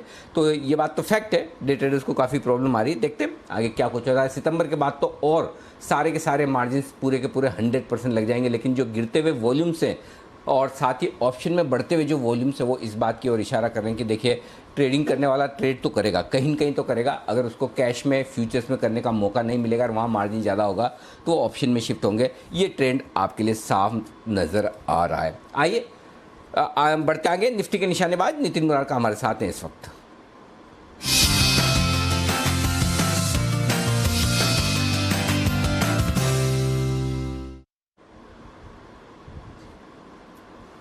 बताएं नितिन जी। का फॉर्मेशन पॉजिटिव लग रहा है और यहाँ पे जो स्ट्रेटजी है वो 14,950 की कॉल ऑप्शन लेकर के 15,100 की कॉल ऑप्शन बेचने की है, यानी कि bull call ratio, bull call spread हो गई और ये कॉस्टिंग मुझे 62 रुपीज़ में बन रही है और ऐसा लग रहा है कि 15,000 का लेवल कल तक टूटना चाहिए और हम लोग 15,050, 15,100 की तरफ जा सकते हैं। तो उस केस में ये जो 62 रुपीज़ की बुल कॉल स्प्रेड है ये आपकी 100-110 रुपये हो सकती है। इसका स्टॉप लॉस हम 30 रुपये का रखेंगे, यानी मुझे 30 रुपीज़ इंटू पर लॉट लॉस होने लगे तो एग्जिट करना है। अदरवाइज 15,050 से 15,100 के बीच में अगर निफ्टी आती है तो वहाँ पे प्रॉफिट बुक करना है। 14,950 की कॉल लेके 15,100 की कॉल बेचने की बुल कॉल स्प्रेड। ओके, तो ये है आपके लिए बुल कॉल स्प्रेड बनाना। आपको 14,950 का कॉल लेना है, 15,100 का बेचना है। नीति जी, इसके अलावा और कोई स्ट्रेटेजी?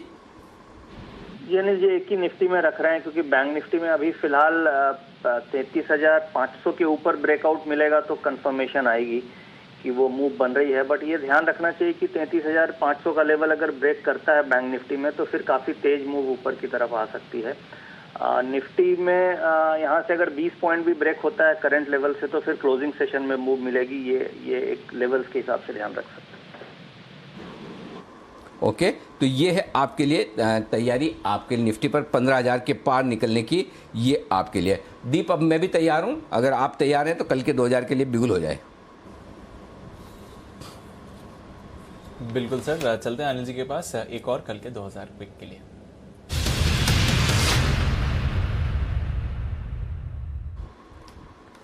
ये मेरा कॉल सादर समर्पित है। खरीदारी करने की राय टाटा मोटर्स के डीवीआर में 140 रुपये के आसपास, 140-140-50 जो भी ये स्टॉक ट्रेड कर रहा है। सिमी जी को और आशु जी को, जिन दोनों ने टाटा मोटर्स का फ्यूचर्स खरीदने की राय दी, कॉल ऑप्शंस खरीदने की राय दी। और अगर आप चाहें कि इतना बड़ा लॉट और फ्यूचर में ट्रेड नहीं करना है तो टाटा मोटर्स का डीवीआर भी बड़ा अट्रैक्टिव और आकर्षक लग रहा है। क्यों लग रहा है वो बताऊं। जो गैप है टाटा मोटर्स और टाटा मोटर्स के डीवीआर के बीच में वो कम होने की पूरी संभावना है। मैं उम्मीद कर रहा हूँ यहाँ से टाटा मोटर्स में तेज़ी होगी जैसा हमारे सारे एक्सपर्ट्स बोल रहे हैं, और उसी के हिसाब से आपके लिए तैयारी टाटा मोटर्स डीवीआर में भी तेज़ी की और ये गैप कम होने की तैयारी है। ऐसे में आपको थोड़ा सा मैं स्टॉप लॉस दूंगा। जो एकदम शॉर्ट टर्म ट्रेडर हैं वो 134 का रखें आज के लो का। बाकी जो पोजिशनल ट्रेडर हैं वो 130 रुपये का स्टॉप लॉस रखिए और खरीदिए। जो 130 रुपये का स्टॉप लॉस रखेंगे उनके लिए टारगेट्स भी अलग होंगे और जो 134 का रखेंगे उनके लिए टारगेट अलग है। छोटे टारगेट क्या है पहले वो नोट कर लीजिए, 148 और 155, ये 2 छोटे टारगेट के लिए आपको करनी है खरीदारी। और जो पोजिशनल खरीदना चाहते हैं उनके लिए 165, 170 और फाइनल टारगेट 180 का निकल कर आता है। ऐसा मुझे लगता है कि टाटा मोटर्स भी आराम से 340 से 360 की रेंज में जाएगा और जब 340 से 360 की रेंज में टाटा मोटर्स जाएगा तो आपके लिए 170, 180 की रेंज में टाटा मोटर्स DVR चला जाएगा। तो आपको सिंपल ये करना है कि अगर आप फ्यूचर्स खरीद कर रहे हैं तो टाटा मोटर्स है, लेकिन अगर आपको लगता है फ्यूचर्स में इतना बड़ा लोड लेकर रिस्क है, ये सारा सब कुछ है, तो आप टाटा मोटर्स DVR की डिलीवरी खरीद कर रख लीजिए। देखिए ये मार्केट ऐसा है, अगर आप डिलीवरी का ट्रेड करेंगे तो आपके लिए ज़्यादा अच्छा रहेगा, फ़ायदेमंद होगा। मैं आपको 1-2 एग्जाम्पल बता दूँ। आप देखिए गुडलक स्टील, ये हमने पिछले हफ्ते रिकमेंड किया था, आज 20% का ऊपर सर्किट है। फ्राइडे की रिकमेंडेशन आप सारी देख लीजिए। टाटा कॉफ़ी 148 वाला टाटा कॉफ़ी इस वक्त 168 रुपये 10% ऊपर चल रहा है। तो अगर आप डिलीवरी के हिसाब से ट्रेड करेंगे 2, 4, 5, मैं इसलिए बार बार कह रहा हूँ, ये कैश के स्टॉक्स में 4-5 दिनों का व्यू लेकर चलिए, तब 5-7 दिनों के व्यू पर आपको पूरा पैसा प्रॉपर बनेगा। GMDC देखिए 76 पर ट्रेड करा, आज 12-13% ऊपर है। त्रिवेणी इंजीनियरिंग देख लीजिए, लगभग आप देखिए 155 और 159 दोनों टारगेट शुक्रवार का त्रिवेणी इंजीनियरिंग था। 155, 150, 160 तीनों के तीनों टारगेट त्रिवेणी इंजीनियरिंग में आपके आ गए। एक दिन में सारे टारगेट्स आ रहे हैं, तो आप आराम से पोजिशनली होल्ड कीजिए। सनफ्लेग आयन में भी 90 रुपये का टारगेट आया, तो आराम से होल्ड करके धीमे धीमे डिलीवरी में आराम से खरीदिए, ज़्यादा बढ़िया होगा। कम क्वांटिटी में खरीदेंगे और पूरा मुनाफे के साथ करेंगे तो ज़्यादा बढ़िया। अब आइए बढ़ते हैं आगे, एक और स्टॉक आने के लिए तैयार है और वो देंगे आपको आशु सर, सिंध के सुल्तान आशु मदान।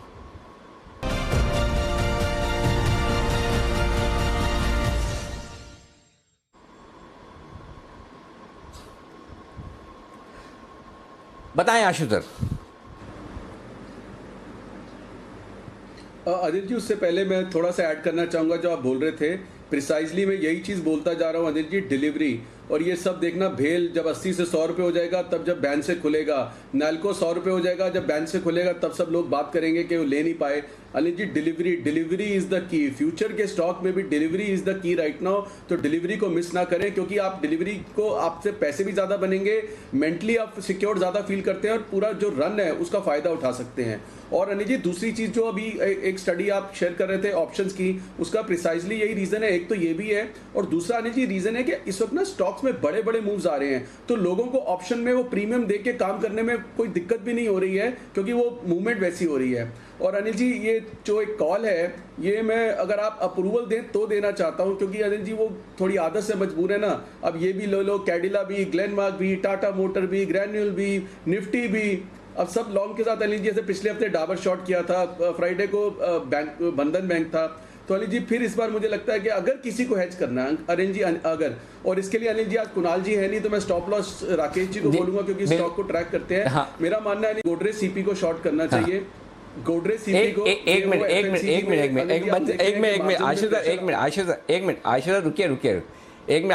रुकिए। आपने मेरे से अप्रूवल मांगी है, रुकिए तो सही, अप्रूवल तो देने दीजिए। आप पहले शुरू हो गए तेजी के मार्केट में, आप शॉर्ट कॉल देने की अप्रूवल मांग रहे हैं। एक है ना, जैसे ना अपने तो HUF वाले सारे के सारे लोग, बड़ा परिवार होता है जिसमें 4-5 भाइयों के परिवार, इसमें भाई भतीजे, ये वो सब बड़ी फैमिली होती है। उसमें ना एक घर का शैतान बच्चा होता है ना, वो जाके है ना घर के हेड ऑफ फैमिली से जाके पूछता है पिक्चर देखने जाऊं, उसको मालूम है इसको मना करूंगा फिर भी जाएगा तो है।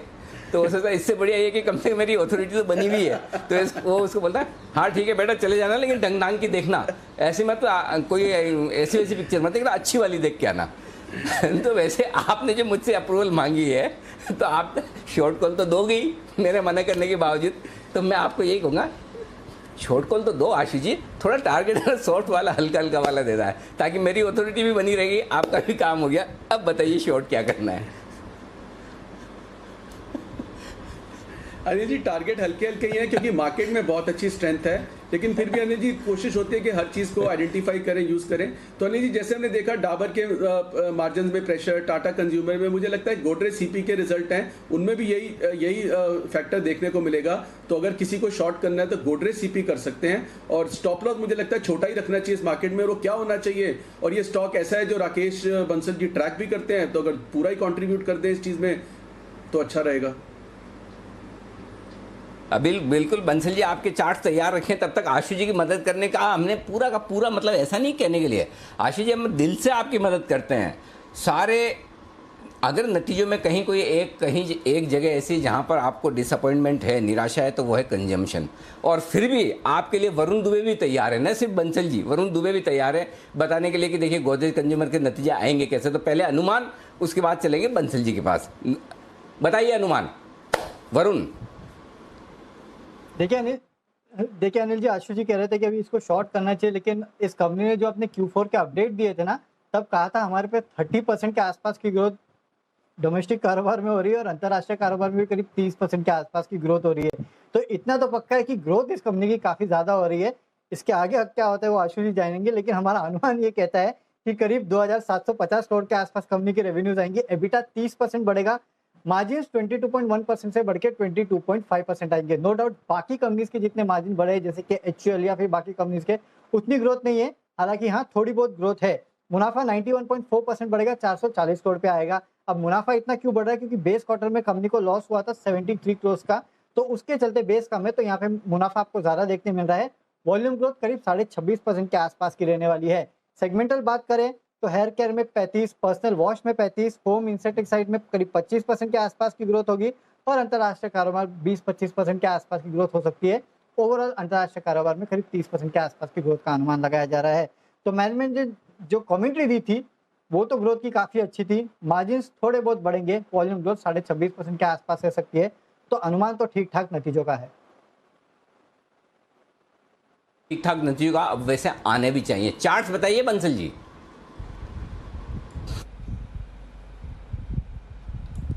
देखिए अनिल जी, चार्ट्स तो न्यूट्रल हैं। ऊपर में 720 एक रेजिस्टेंस है, नीचे में 690 एक सपोर्ट है। इस बैंड में ट्रेड कर रहा है। टेक्निकली तो जिस भी डायरेक्शन में ब्रेकआउट हो उस डायरेक्शन में ट्रेड करना चाहिए, क्योंकि आशु जी तो ऑलरेडी मंदी का विचार बना चुके हैं, तो मंदी का स्टॉप लॉस पूछ रहे हैं। तो 720 720 है कैश का लेवल, जो कि आशु जी का स्टॉप लॉस होना चाहिए। ओके, ये है आपके लिए गोदरेज कंज्यूमर्स पर आशु जी को भी राय, हमारे दर्शकों को भी राय बंसल जी की तरफ से। सिमी जी तैयार है, सिमी के नॉन स्टॉप शेयर।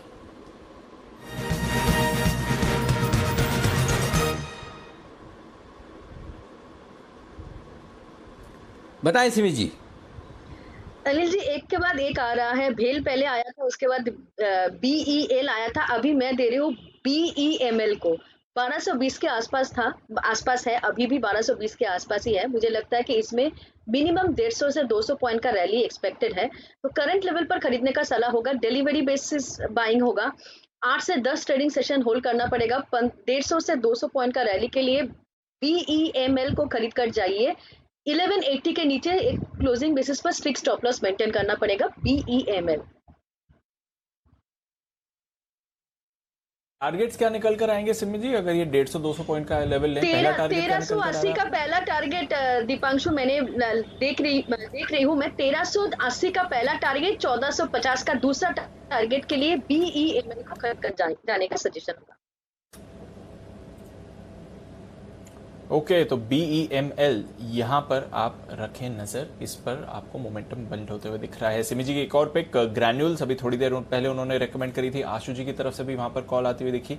बढ़िया एक्शन में भी है और इसके आने वाले हैं नतीजे भी। तो आइए चलते हैं देवांशी के पास और जान लेते हैं ग्रैन्यूल से क्या अनुमान लगाया जा रहा है। देवांशी बताएं।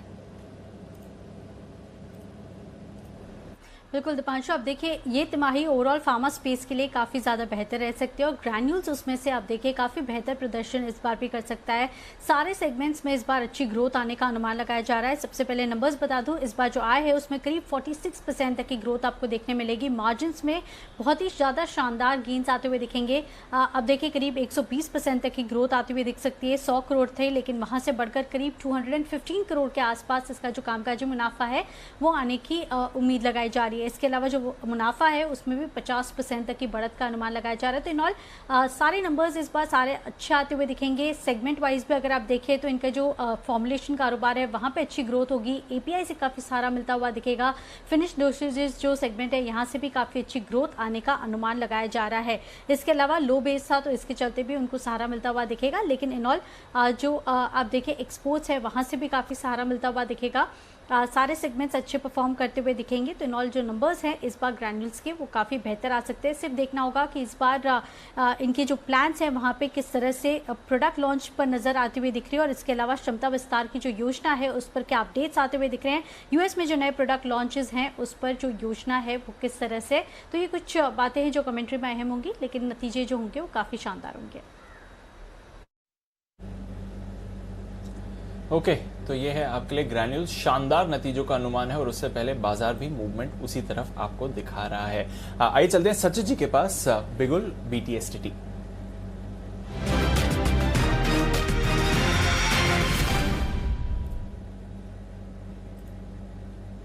बताएं सचिन जी। दीपांशु, इस शो का सेकेंड FNO कॉल मेरे रेडार पे है। स्टॉक का नाम है इंडियाबुल हाउसिंग फाइनेंस। जिस तरीके से इसके शॉर्ट टर्म एवरेजेस में कन्वर्जन है और RSI ने एक ब्रेकआउट दिया है, मुझे लग रहा है 190 के आसपास का जो हर्डल है वो भी पार होना चाहिए एंड लगभग 205 जो इसका 200 डे एक्सपोनेंशियल मूविंग एवरेज है वहाँ तक एक पर्टिकुलर मूव नज़र आ सकती है अगले 1 से 2 दिनों में। सो खरीदारी करनी है अभी इसके फ्यूचर्स में। स्टॉप लॉस आपको लगाना है अराउंड 184.50 के आसपास। शॉर्ट टर्म टारगेट होगा अराउंड 195 का एंड फाइनल टारगेट होगा अराउंड 205 का। खरीदारी करनी है इंडियाबुल हाउसिंग फाइनेंस के फ्यूचर्स में। ओके, तो 195 205 के टारगेट्स के लिए IB हाउसिंग के फ्यूचर्स पर आप करके चले खरीदारी। फाइनली ये स्टॉक भी मोमेंटम में आते हुए दिख रहा है। IB रियल्टी में आज हमने ऑलरेडी एक बड़ी मूव आती हुई दिख रही है, तो नजर रखिए इस स्पेस पे भी। रियल एस्टेट फाइनेंसियर्स दोनों पर आपको मूवमेंट अच्छा बनते हुए दिखेगा। कैपिटल गुड्स में भी तेजी आ रही है और इस हफ्ते 2 दिग्गजों के नतीजे हैं। सीमेंस के आने वाले हैं नतीजे कल। कुशल हमारे साथ तैयार हैं बताने के लिए कैसे रह सकते हैं नतीजे। कुशल बताइए। नंबर्स बेहतर साइड पर ही रहने का अनुमान है सीमेंस का। इनफैक्ट यहाँ पर कंपनी की मार्जिन्स 8.3% से बढ़कर 10.8% हो सकती है और इसका जो इम्पैक्ट है वो कहीं ना कहीं प्रॉफिट पर भी आता हुआ नजर आएगा और 47% बढ़कर 254 करोड़ का मुनाफा भी कंपनी दर्ज कर सकती है। कंपनी की आय में भी 16% का उछाल रहने का अनुमान है क्योंकि कंपनी को जो है नए ऑर्डर्स ऑलमोस्ट 3300 करोड़ रुपए के आ सकते हैं। सालाना आधार पर करीब 15% की बढ़त रहेगी और इसकी वजह से कंपनी की जो कुल ऑर्डर बुक है वहां पर भी 4% की बढ़त हम अनुमान करके चल रहे हैं। बेहतर एग्जीक्यूशन की वजह से यहां पर कंपनी की मार्जिन्स में हमें सुधार देखने को मिलेगा और स्पेसिफिकली जो इंफ्रा और शॉर्ट साइकिल कारोबार है वहां से डबल डिजिट ग्रोथ आने का हम अनुमान लगाकर चल रहे हैं। तो ओवरऑल अगर आप देखेंगे तो नंबर्स काफी बेहतर साइड पर रहने का अनुमान है। अब ऑर्डर इनफ्लोज और किस तरह की इनकी एग्जीक्यूशन में डिले हो रहे हैं या नहीं हो रहे हैं, स्टेट वाइज जो लॉकडाउन आते हुए दिख रहे हैं, ये सब देखना काफी इंटरेस्टिंग होगा। बिल्कुल, तो इंटरेस्टिंग एक्शन आपको आते हुए दिख सकता है जहां तक सीमेंस का सवाल है। और ध्यान रखिएगा सीमेंस के Q2 के नतीजे आपको आते हुए दिखेंगे। ये अक्टूबर टू सितंबर का ईयर फॉलो करते हैं, तो जहां तक इनके क्वार्टर्स का सवाल है। सीमेंस इसके नतीजों का इंतजार है। बजाज फाइनेंस पर कुछ डेवलपमेंट आ रहा है। DBS बैंक के साथ जुड़कर ये एक क्रेडिट कार्ड लॉन्च करने जा रहे हैं, तो ये एक इंटरेस्टिंग डेवलपमेंट है। बजाज फाइनेंस के लिए क्रेडिट कार्ड लॉन्च कर रहे हैं DBS बैंक के साथ करार करने के बाद। नजर रखेंगे बजाज फाइनेंस पर 5500 के ऊपर ट्रेड करते हुए दिख रहा है। और किरण जी, बजाज फाइनेंस बजाज फिनसर्व दोनों में ही बढ़िया मोमेंटम है। बजाज फाइनेंस के चार्ट्स पर राय दे सर। दीप न्यूट्रल पैटर्न है पर बायस पॉजिटिव ही है। बिल्कुल मंदी करने की सलाह नहीं होगी इस काउंटर पे। अभी थोड़ा सा कंसोलिडेट होना चाहिए पर मेरा मानना है कि ओवर पीरियड ऑफ टाइम ये वापस एक बार 5800 के ऊपर जाते हुए हम देखेंगे। जिनके पास लॉन्ग पोजीशंस है उन्होंने 5400 के नीचे के स्टॉप लॉसेस लगा के होल्ड करने की सलाह है। ओके, तो बजाज फाइनेंस पर रखें नजर, डेवलपमेंट कंपनी के लिए आता हुआ। आखिरी 20 मिनट बाकी हैं ट्रेड के लिए और हम देख रहे हैं कि सीरीज का अभी सिर्फ दूसरी 2 हफ्ते ही पूरे हुए हैं, पर हम लगातार स्टॉक्स इस सीरीज में ऐड होते हुए दिख रहे हैं जहां तक वायदा कारोबार के बैन का सवाल है। तो आइए बैन से बेनिफिट के लिए अब चलते हैं आशीष चतुर्वेदी के पास।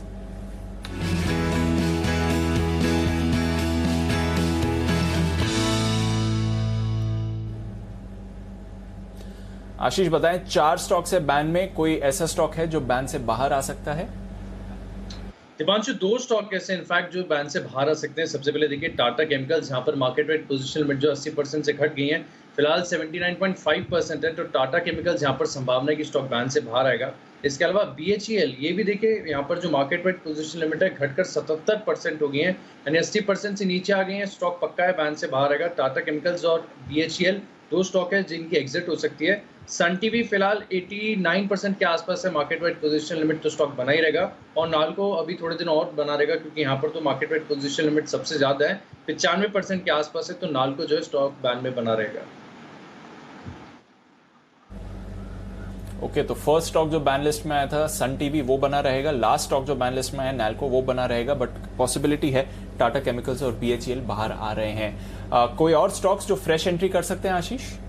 थोड़ा सरप्राइजिंग है PNB, यहाँ पर देखिए मार्केट वेट पोजीशन लिमिट काफी बढ़ती हुई आ रही है। शुक्रवार को करीब 82% थी यहाँ पर PNB में, अभी फिलहाल अगर आप देखेंगे तो 113% के आसपास आ गई है। 95% के मार्क को क्रॉस कर दिया है, यानी यहाँ पर भी पूरी संभावना है कि PNB जो है बैन में एंटर करता हुआ नजर आएगा। ओके, तो PNB बैन लिस्ट में एंटर कर सकता है, पर 2 स्टॉक्स हैं जो बैन लिस्ट से बाहर आ सकते हैं। BHEL, टाटा केमिकल्स रखिए नजर। फिलहाल नाल्को और सन टीवी बैन में बने रहेंगे। तो एक्टिविटी बढ़ती हुई दिख रही है जहां तक बैन लिस्ट का सवाल है। बैन से बेनिफिट आपके लिए आशीष चतुर्वेदी की तरफ से शुक्रिया आशीष। ग्रैन्यूल्स की तो हमने बात करी, जबरदस्त मोमेंटम है और इसके आने वाले नतीजे, बट बाकी फार्मा शेयर्स में भी आज एक बढ़िया मूव आते हुए दिख रहा है और कुछ खबरों का भी सपोर्ट है फार्मा स्पेस को। चलते हैं देवांशी के पास और जानते हैं क्या सपोर्ट मिल रहा है आज फार्मा की मूव के लिए। देवांशी बताइए। बिल्कुल दीपांशु, आप देखिए अगर डोमेस्टिक सेल्स की बात करें तो अप्रैल में बहुत ही शानदार ग्रोथ देखने मिली है। करीब 52% तक की डोमेस्टिक सेल्स में इस बार ग्रोथ देखने मिल रही है। यही नहीं, अगर आप मंथ ऑन मंथ पे देखें तो हमने देखा था मार्च महीने में करीब 10 to 11% तक की डोमेस्टिक सेल्स में ग्रोथ थी, लेकिन इस बार 52% तक की ग्रोथ हमें देखने मिल रही है। यही नहीं, कहाँ से ये सहारा आता हुआ दिख रहा है, तो आप देखिए जितने भी एंटी इन्फेक्टिव है, कोविड की जितनी भी दवा है, इन सब में बहुत ही तेजी से इस बार बिक्री बढ़ती हुई दिख रही है। तो इनके चलते काफ़ी अच्छा सहारा मिलता हुआ दिख रहा है। जो वाइटामिन की दवा है वहाँ पे भी अच्छी ग्रोथ आती हुई दिख रही है और इसके चलते भी काफ़ी अच्छी बढ़त आपको देखने मिल रही है। जो न्यूट्रिशनल सेगमेंट है वहाँ पे करीब 76% की बढ़त है। एंटी इन्फेक्टिव सेगमेंट में 135% तक की ग्रोथ हमने इस महीने आती हुई दिखी है, अगर आप Y on Y कंपेयर करते हैं।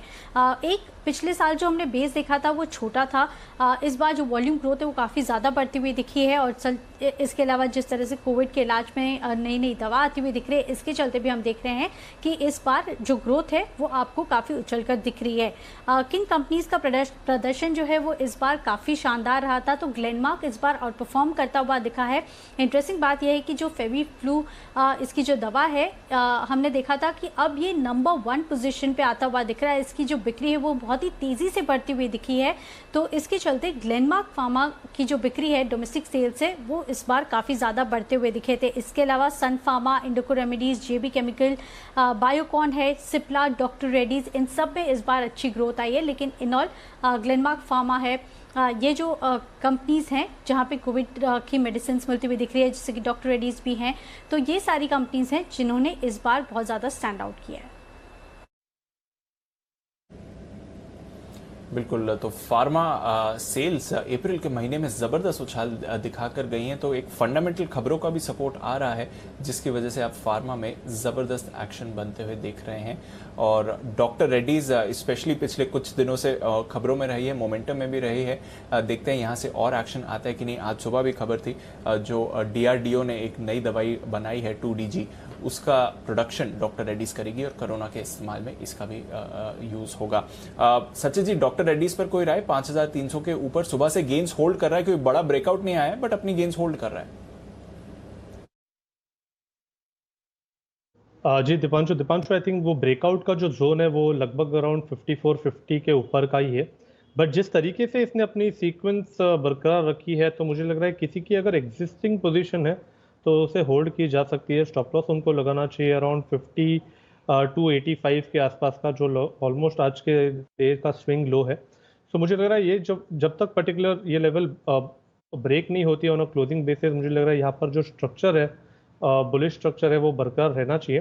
एंड ब्रेकआउट मुझे लग रहा है कहीं जाकर 5460 के ऊपर ही नजर आ सकता है, तो 100 पॉइंट की तेजी के बाद ही मुझे लग रहा है एक अच्छे मोमेंटम के लिए तैयार होना चाहिए। बट फिलहाल के लिए अगर एग्जिस्टिंग लॉन्ग है तो होल्ड करने की सलाह होगी। स्टॉप लॉस आपको लगाना है 5285 पे। ओके तो ये है आपके लिए डॉक्टर रेड्डीज पर राय। पूरे फार्मा पैक में आज जबरदस्त एक्शन बनते हुए देख रहे हैं और उसमें डॉक्टर रेड्डीज भी एक काउंटर है जो आप इग्नोर नहीं कर सकते हैं इस समय। विनाइल केमिकल्स, इसके नतीजे आते हुए दिख रहे हैं। छोटी सी कंपनी है, 250 करोड़ मार्केट कैप की, बट नतीजे दमदार रहे हैं। आय डबल से भी ज्यादा आई है, ऑलमोस्ट 2.5 गुना आय में उछाल दिखा है। 71 करोड़ से बढ़कर 167 करोड़ की इनकी आय आपको आती हुई दिखी है। और साथ ही मुनाफे में भी देखें तो जबरदस्त उछाल आया, 25 लाख से मुनाफा बढ़कर इनका लगभग 4 करोड़ का आते हुए दिखा है। तो वहां पर भी आप एक्शन बनते हुए दिख रहे हैं। खैर एनीवे छोटा सा स्टॉक है बट एक बड़ी मूव आती हुई दिख रही है। पर आज का स्टार BHEL डेफिनेटली है। 10% से ज्यादा का उछाल ऑलरेडी दिखा चुका है, अब शायद 15% के सर्किट की तरफ भी मूव करते हुए देखें। 13.5% ऊपर इस समय आपको BHEL दिख रहा है। और अनिल जी, मेरे को याद है काफी समय से आप BHEL की बात कर भी रहे हैं सर, और आपने पहले भी कई बार रेकमेंड किया है। 40 के लेवल से आप बात भी कर रहे हैं और उस समय भी आपने कहा था कि ट्रेडिंग के लिए तो अच्छे टारगेट्स आएंगे, बट पोजिशनली अगर कोई खरीदना चाहे तो 60 के ऊपर 65 तक के लेवल्स और उसके बियॉन्ड भी जाते हुए देख सकता है। 65 का लेवल अब BHEL पर आपको आते हुए दिख रहा है सर। पिछले 2-2.5 महीने में जबरदस्त एक्शन इस काउंटर पर, यहां से और अप मूव देखते हैं। दीप 38-40 के आसपास से शुरुआत की थी, उसके बाद 35-36 पे भी रिकमेंड किया, थोड़ा नीचे भी आया था तब, और तब काफ़ी लोगों का वो कॉन्फिडेंस भी हिलता है, इसलिए मैंने कहा था। और जो आशीष सर भी कहते हैं कि डिलीवरी लेकर रखिए, और तब हमने टारगेट 65-70 के दिए थे, तो वो टारगेट आ गए। अगर किसी को लगता है कि नहीं भाई बड़ी मुश्किल से आया, लेकिन मैं अभी भी कहूँगा कि इस स्टॉक को आपको बेचना ही नहीं है, न 65 में बेचना है न 70 में बेचना है। इनको 3 डिजिट में जाने दीजिए, आराम से 3 डिजिट में जाने दीजिए, पेशेंस से। अब आपको कोई लगता है कि सब ये कोई वो दूसरे मिड कैप शुगर शेयरों की तरह भाग के 3 डिजिट 65 वाला ये हो जाए, ऐसा तो होता नहीं है। आप में पेशेंस है तो पैसा बनेगा, सीधी सीधी बात है। लेके छोड़ दीजिए, शांति से बैठिए। जैसे आपको याद है 90 रुपये, 95 रुपये, 100 रुपये से लगातार हम वेदांता कह रहे हैं 320 के पहले हाथ मत लगाना। अब आप देखिए आपके 300 के लेवल आपके पास में आ गए, 295। अब आपको लग रहा है ना 320 हो जाएगा, लेकिन अब मैं आपको कहूँगा 320 पे भी अपन रिव्यू करेंगे। LIC का टारगेट 320 का था, हमने तो एक ही चीज़ पकड़ के रखी है, LIC के टारगेट तो आने दीजिए पहले। और LIC ऐसे थोड़ी टारगेट रखती है, सोच समझ कर रखती किसी स्टॉक का। तो इसलिए शांति से आप बैठेंगे, हर एक स्टॉक में पैसा बनता है। अब आज भी जैसे बहुत सारे लोग ट्वीट करें महाराष्ट्र सीमलेस, अब अगर आप दिन के हाई पॉइंट पर ही जाकर खरीदेंगे तो वो आपकी एंट्री कहाँ है ये तो आपको डिसाइड करना है, ये हम डिसाइड नहीं कर सकते। फिर भी चलो कोई बात नहीं, आपकी एंट्री अगर गलत हो भी गई तो शांति से आप रखेंगे, पैसा बन जाएगा। लेकिन पैनिक करेंगे, अगर आप जितना पचा सकते हैं उससे दुगना खाएंगे, तिगुना खाएंगे, फिर कहेंगे कि इंडाइजेशन हो रहा है, तो फिर क्या कर सकते हैं। तो थोड़ा थोड़ा लीजिए, हम बार बार ये कह रहे हैं, थोड़ा लीजिए, शांति से बैठिए, पोजिशनल ट्रेड करिए। ये कैश मार्केट के स्टॉक से ये मिनट वाले ट्रेड नहीं है, आराम से आप लेकर शांति से बैठिए, आपका पैसा बन जाएगा। भेल भी मैं अभी भी कहूँगा 65 रुपये में भी बिल्कुल बेचना नहीं है। और आपको मेरी बात पे भरोसा नहीं तो मैं एक बार आशु सर से पूछ लेता हूँ। आशु सर, टारगेट क्या रखना है? अनिल जी बिल्कुल 3 डिजिट रखना है। मैं तो कह रहा हूँ कि मतलब ये किसी भी भाव पे छोड़ना ही नहीं है। 100% आई विद यू, 3 डिजिट रखना है अनिल जी। अनिल जी सारे PSU में एक बात बिल्कुल चीज़ बनी है और भेल उन सबको लीड करेगा। और इसमें अनिल जी इतनी चीज़ें आते डेवलपमेंट होती रहेंगी कि आपको 3 डिजिट आसानी से मिल जाएगा। लेकिन फिर भी Anil ji having said that इतनी आसानी से कोई चीज़ होती नहीं है, लेकिन आपको पेशेंस तो रखनी पड़ेगी और इतना भी जरूर रखना पड़ेगा कि छोटा मोटा डिप आए तो लेना है। अब अभी तो अनिल जी डिप में लोग नहीं, अभी तो लोग एंजॉय कर रहे हैं क्योंकि इतनी जल्दी एग्जिट मिलता है तो लोगों को बहुत अच्छा लगता है। बट ऐसे में ही कई बार बड़ी मूव मिस हो जाती है। तो भेल और नाल्को दोनों ही अनिल जी छोटे स्टॉक हैं। छोटे स्टॉक में लोग बड़ी क्वांटिटी लेते हैं, डरते भी जल्दी हैं, बुक भी जल्दी करते हैं, बट डिलीवरी लेके दोनों में बैठ जाइए और देखिए मत बस।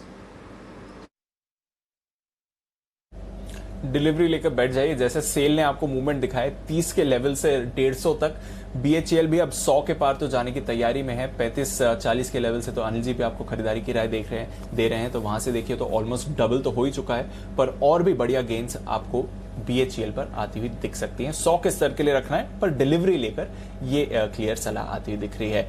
आइए आखिरी 10 मिनट ट्रेड के लिए जल्दी से चलते हैं अनिल जी के पास बाजार की फाइनल स्ट्रैटेजी के लिए।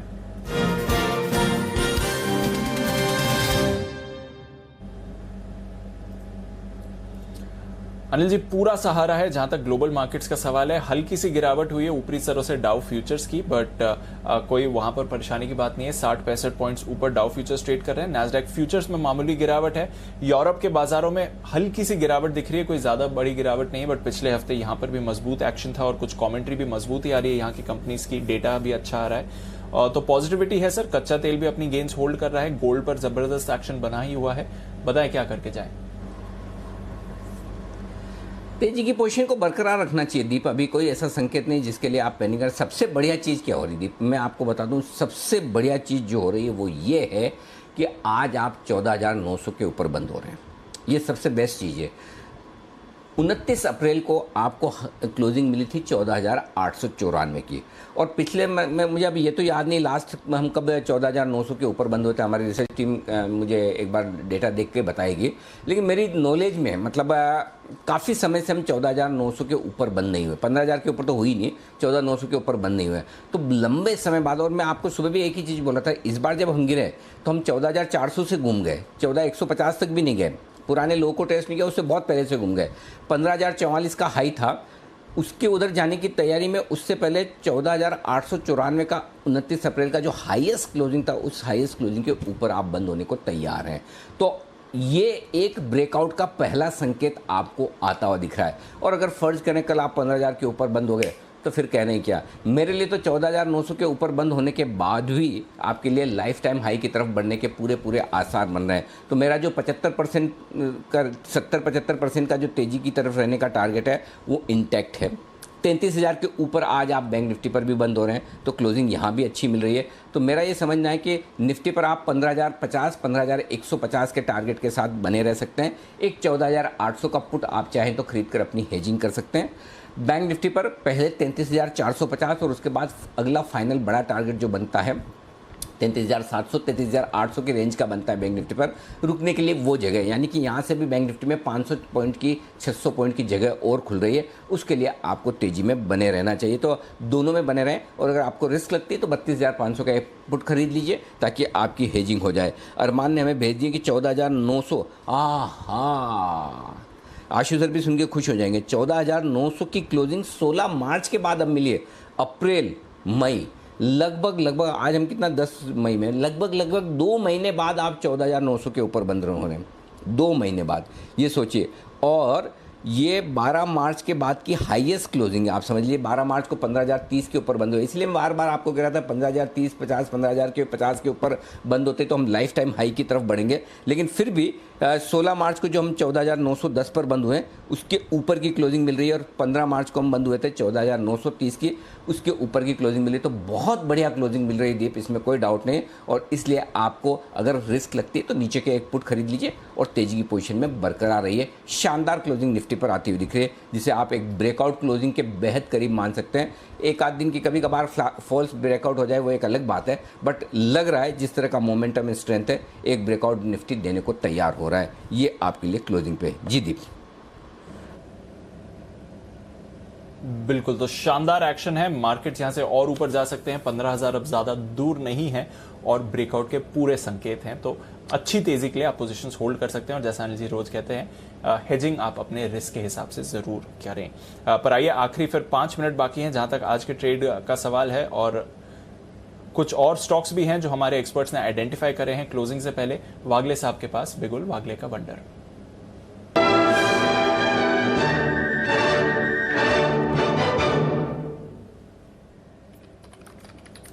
बताएं सर। दीपांशु, मेरा BTST होगा LNT 1400 का लेवल अभी ब्रेक कर रहा है। 1400 पे बाय करे। 1385 का स्टॉप लॉस आपकी 15 रुपए की रिस्क होगी। 1425, 1430 कल के पहले घंटे में ही आपको मिलना चाहिए। ये है आपके लिए राय इस वक्त आती हुई LNT में खरीदारी करने की। आशीष सर भी प्रसन्न हुए LNT सुनकर, लेकिन मैं प्रसन्न हुआ किरण जी से। किरण जी ने बहुत एग्रेसिव कॉल दिया था टोरेंट पावर का, और टोरेंट पावर में देखिए जो स्टॉक भागा है 442 वाला 453, वाह, आखिरी 1 घंटे में स्टॉक ने क्या दौड़ लगाई, 454 गजब की दौड़ लगाई 3 बजे के बाद। तो किरण जी का कमाल साफ नजर आ रहा है। एक और स्टॉक देखिए BEML, सुबह हिमांशु जी ने रिकमेंड किया था BEML 1220-25 के आसपास, और क्लोजिंग वाले शो में BEML की रिकमेंडेशन आई सिमी जी की तरफ से 1220-25 के आसपास, और सिमी जी कमाल कर गई। देखिए 1250-55 का टारगेट नहीं, लेवल आपके सामने। टारगेट तो 1380 और 1450 का है सिमी जी का। तो तगड़ा एक्शन होता हुआ दिख रहा है आपके लिए, ये आती हुई दिख रही है। 2 बेहतरीन कॉल्स आखिरी घंटे में जो बड़ा मूव आता हुआ दिखा है। दीप। बिल्कुल सर, तो जबरदस्त मूव आपको आते हुए दिखा है BEML में। कैपिटल गुड्स पर रखिए नजर, ये हफ्ता नतीजों के लिहाज से भी अच्छा होने वाला है, और साथ ही हम देख रहे हैं कि पूरे के पूरे स्पेस में आपको बढ़िया मोमेंटम बनते हुए दिख रहा है। पीपैप ऑटोमोटिव PPAP, जैन साहब इसके बारे में बात कर रहे हैं, SPL मिड कैप्स में भी इसकी चर्चा हुई है। नतीजे आपको आते हुए दिख रहे हैं इस काउंटर के, तो नजर रखिएगा। एक कॉल की अपडेट लेनी है सचिन जी से। सचिन जी, UPL की बात हो रही थी, 683 का टारगेट था, आई थिंक 681 के करीब स्टॉक आते हुए दिखा है। क्या करें, पोजीशन मुनाफा बुक कर लें अगर किसी ने डे ट्रेड लिया है, या फिर होल्ड करें? देखिए, डे ट्रेड के लिहाज से तो मुनाफा बुक कर लेना चाहिए, बट जैसे मैंने बताया कि जिस तरीके से ये स्ट्रक्चर है, जिस तरीके से मोमेंटम मिला है, एक फ्रेश ब्रेकआउट हुआ है, तो लगभग 705 के आसपास के स्विंग्स तो बनने चाहिए। तो अगर किसी को कैरी फॉरवर्ड करना है तो डेफिनेटली करना चाहिए। एंड स्टॉप लॉस अभी आपको लगाना चाहिए अराउंड 679 के क्लोजिंग बेसिस पे ही। तो 2 रुपये का स्टॉप लॉस होगा यहाँ से, एंड मुझे लग रहा है कि 705 के आसपास के स्विंग्स कल के सत्र में देखे जा सकते हैं। ओके, तो ये है आपके लिए UPL पर राय सचिन जी की तरफ से। आइए फिर फाइनल क्लोजिंग की तरफ चलते हैं, और जो लेवल्स अनिल जी बोल रहे थे इंपॉर्टेंट है बाजार को होल्ड करने के लिए, वो आप इंडेक्स होल्ड करते हुए दिख रहे हैं। नए ब्रेकआउट के भी संकेत आते हुए दिखे हैं। आज का स्टार एक बार फिर से हम देख रहे हैं, मेटल स्टॉक्स में तो बढ़िया एक्शन, साथ ही फार्मा में भी अच्छी तेजी, और कुछ एग्रो केमिकल काउंटर्स भी अच्छे रहे। पर Coal India out of the blue surprise move आते हुए दिखा, 8% की तेजी ये काउंटर दिखाकर गया है 148 के लेवल्स पे। वैसे बड़ी अंडर परफॉर्मेंस के बाद आज कोल इंडिया में ब्रेकआउट। UPL सचिन जिसके बारे में बात कर रहे थे, 7.5% का उछाल। हिंडाल्को बढ़िया तेजी। IOC 2-3 दिनों से मोमेंटम में है। LNT नतीजों से पहले एक्शन में आ रहा है, और टाटा मोटर्स यहां पर जबरदस्त तेजी बनती हुई दिखी। साथ ही डॉक्टर रेड्डीज, टाटा स्टील, सन फार्मा, डिवीज लैब, ये सारे के सारे काउंटर्स आपको अच्छी तेजी दिखा के गए। तो फार्मा और मेटल्स यहां पर आपको बल्क एक्शन आते हुए दिखा।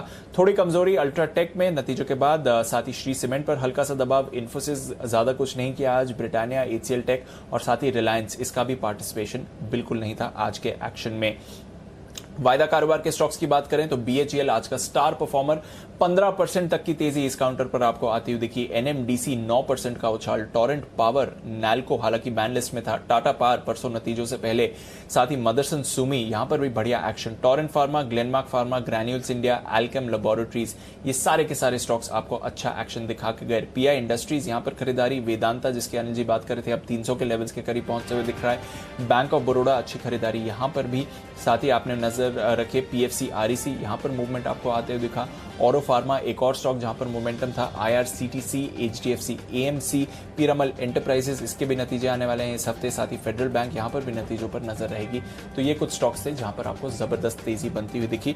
जहां तक गिरावट की बात है, कोफोर्ज, कुछ बल्डीज भी हुई थी इस काउंटर में, 4.5% नीचे। नवीन फ्लोरिन एक बार फिर से कमजोरी यहां पर। LNT Infotech, PNB, IDFC First Bank, Dabur, City Union Bank, Chola investment नतीजों के बाद, साथ ही दीपक नाइट्राइट, यहां पर भी आपको हर किसी की गिरावट दिखी। केमिकल स्टॉक्स में थोड़ा रोटेशन है, बट आज जबरदस्त तेजी का माहौल आपको आते हुए दिखा। फार्मा इंडेक्स 2 साल की ऊंचाई पर, साथ ही मेटल स्टॉक्स का बढ़िया सहारा, और भी बाकी पार्टिसिपेंट्स अच्छे रहे।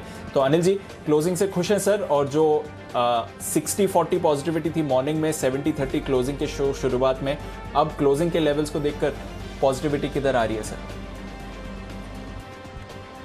बढ़िया ही है दीप, सब कुछ बढ़िया। 14,950 क्या चाहिए और, मतलब 15-16 मार्च के बाद की हाईएस्ट क्लोजिंग, 2 महीने की मोटा मोटी आप कह सकते हो बेस्ट क्लोजिंग मिली है आपको। बस आप कल 15,030 के ऊपर की क्लोजिंग करा दें, फिर 15,431 के ऊपर का लाइफ टाइम हाई तो हम कर ही लेंगे। खाली एक छोटी सी क्लोजिंग और 15,000 के ऊपर की मिल जाए, दिल की इतनी इच्छा है, बस इससे ज़्यादा नहीं। लेकिन लगातार इसलिए हम कह रहे हैं कि खरीदारी के रुझान में बने रहें। कैश स्टॉक में अप्रैल मई का महीना सिर्फ और सिर्फ कैश स्टॉक के नाम पे देखिए क्या स्टॉक्स में एक्शन है। लंबी लिस्ट है जो स्टॉक्स 20% आपको ऊपर नज़र आएंगे। कैश के स्टॉक्स में जो एक्शन है आप सोच भी नहीं सकते, इतनी तगड़ी। एक और स्टॉक है दीप, याद आया, गुड लक स्टील, जो पिछले हफ्ते का ही हमारा रिकमेंडेशन वाला स्टॉक था, आज वो भी स्टील में 20% ऊपर के सर्किट पर जाते हुए नज़र आ रहा है। धामपुर शुगर 16% ऊपर जाकर बंद हुआ है, आप देख सकते हैं। GMDC 13-14% ऊपर है, तो भरपूर एक्शन है। NMDC देखिए कहाँ, याद भी नहीं, मतलब 50-60 रुपये पर कहाँ NMDC रिकमेंड किया करते हैं। FNO के स्टॉक 200-200 रुपये हो चुके हैं, तो ये है कमाल। अगर आप स्टॉक लेकर बैठ जाएं, टाटा पावर 30-40 रुपये 35 रुपये का, तो नीचे के भाव देखेंगे तो दंग रह जाएंगे, कहाँ से कहाँ स्टॉक पहुँच गए। एनीवे चलिए, अच्छा है, कमोडिटीज़ में जो बड़ी तेज़ी बन रही है उसका फ़ायदा सबको मिले। फाइनल क्लोजिंग आए उससे पहले आज शाम के आयोजन के बारे में मैं आपको बता दूं। कोरोना को लेकर एक ख़ास शो शाम 5 बजे होने वाला है, पोस्ट कोविड सिंड्रोम, यानी कि कोविड होकर अगर आपको निकल गया लेकिन उसके बाद क्या कुछ है, ये अब बड़ा समस्या बनती नज़र आ रही है। क्योंकि कोविड होकर निकल गया, सब कुछ हो गया, लेकिन उसके बावजूद कई सारे ऐसे लोग हैं जो पोस्ट कोविड सिंड्रोम का शिकार हो रहे हैं, बीमार पड़ रहे हैं, बाद में सांस लेने में परेशानी, चक्कर आना, थकान, दिल की बीमारियां, ब्लैक फंगस, ये सारी दिक्कतें हैं जो आती दिख रही लोगों में। जिसको सब ज़्यादा संक्रमण हो कोविड का, उसे बाद में इतने ही ज़्यादा लक्षण। तो सवाल ये कि ऐसा क्यों हो रहा है, इसका इलाज क्या है। आज हमारे साथ 2 खास मेहमान होंगे कार्यक्रम में शामिल। एम्स में मेडिसिन के एसोसिएट प्रोफेसर डॉक्टर नीरज निश्चल, और साथ ही हमारे साथ कार्यक्रम में शामिल होंगे अपोलो हॉस्पिटल के डॉक्टर राजेश चावला साहब भी। उनसे हम जानेंगे कि क्या कुछ है इस वक्त उनके लिए। तो पोस्ट कोविड सिंड्रोम से सावधान, शाम 5 बजे का ये विशेष आयोजन, और रात 8 बजे इंडिया 360 डिग्री में देश दुनिया की तमाम खबरों की हम करेंगे बातचीत। कोरोना के कहर को कंट्रोल करने के लिए सभी राज्य लॉकडाउन लगा रहे हैं, दुनिया भर के एक्सपर्ट्स भी लॉकडाउन लगाने की सिफारिश कर रहे हैं। तो ऐसे में बड़ा सवाल है कि क्या वायरस की चेन ब्रेक करने के लिए लॉकडाउन ही आखिरी विकल्प है, इसी पर होगी हमारी कवर स्टोरी। उसके बाद कोरोना वैक्सीन के दाम तय है, उसके बावजूद हर एक प्राइवेट हॉस्पिटल में अलग अलग भाव पर वैक्सीन मिल रही है, हर वैक्सीन का दाम अलग, हर हॉस्पिटल में अलग। ऐसा क्यों भाई, एक वैक्सीन का दाम हर एक हॉस्पिटल में सेम क्यों नहीं, वैक्सीन के दाम कहीं ज़्यादा कहीं कम, ये है हमारी दूसरी कवर स्टोरी। और भारत का डबल म्यूटेंट भारत की वैक्सीन को मात देने का मादा रखता है, ये कहना है WHO की वैज्ञानिक सौम्या स्वामीनाथन का। एक्सपर्ट्स के साथ उनके दावे की पड़ताल करेंगे। भारतीय वैक्सीन कितनी कारगर, ये 3 कोरोना की ही टॉप स्टोरी है, आज आपको शाम को 8 बजे के शो में मिलेगी, मिस मत कीजिए। फाइनल क्लोजिंग आपके सामने 14,942 119 रुपये की 119 पॉइंट की तेज़ी के साथ निफ्टी बंद होता हुआ, बैंक निफ्टी 237 अंक मजबूत बंद होता हुआ 33,142 पर, और सेंसेक्स लगभग 300 अंकों की मजबूती के साथ 49,500 पर आज की क्लोजिंग देता हुआ। ये है आज की शानदार क्लोजिंग आपके सामने होती हुई दिख रही है। भारतीय बाजारों के बंद होने के बाद डाउ फ्यूचर्स की तेज़ी 65 अंकों की है, तो नेस्डेक फ्यूचर्स लगभग 40 अंक के नीचे है। Okay, done for the day, बढ़िया, फर्स्ट क्लास। हफ्ते की शुरुआत ऐसी हो। अच्छा भाई, हफ्ते की शुरुआत से हमारे ऑफिशियल स्कोरर जो दीपांशु है, उन्होंने निकाली कि दीपांशु ये कह रहे हैं भाई मंडे का दिन आप लोग ज़्यादा काम करते हैं, इसकी कोई ख़ास वजह? जो भी एक्सपर्ट्स हैं हमारे 6 के 6 एक्सपर्ट्स, आप में से जो भी इसका जवाब देना चाहे, ऐसी कोई खास वजह कि मंडे के दिन आप ज़्यादा काम करते हैं, और क्यों ऐसा हम कह रहे हैं उसका मैं आपके सामने आंकड़ा रख दूं। देखिए क्या है मामला, देखिए दीपांशु कह रहे हैं भाई देखिए पिछला मंडे आपकी कॉल्स आई थी 25 क्लोजिंग वाले शो में, जो अब तक की हाईएस्ट थी पिछले मंडे, और आज वाले मंडे में भी आपकी सबकी कम्युनिटिवली कॉल्स आई हैं 25, जो अब तक की हाईएस्ट है। वो तब है जब देखिए कुणाल जी बीमार हैं, सुमित जी बीमार हैं, स्वास्थ्य लाभ कर रहे हैं, दोनों ही बीमार तो नहीं रहे, तो ठीक हो गए, लेकिन फिट होने की कोशिश कर रहे हैं। उसके बावजूद देखिए 25 कॉल्स आ रही हैं, इसकी कोई ख़ास वजह कौन बताएगा?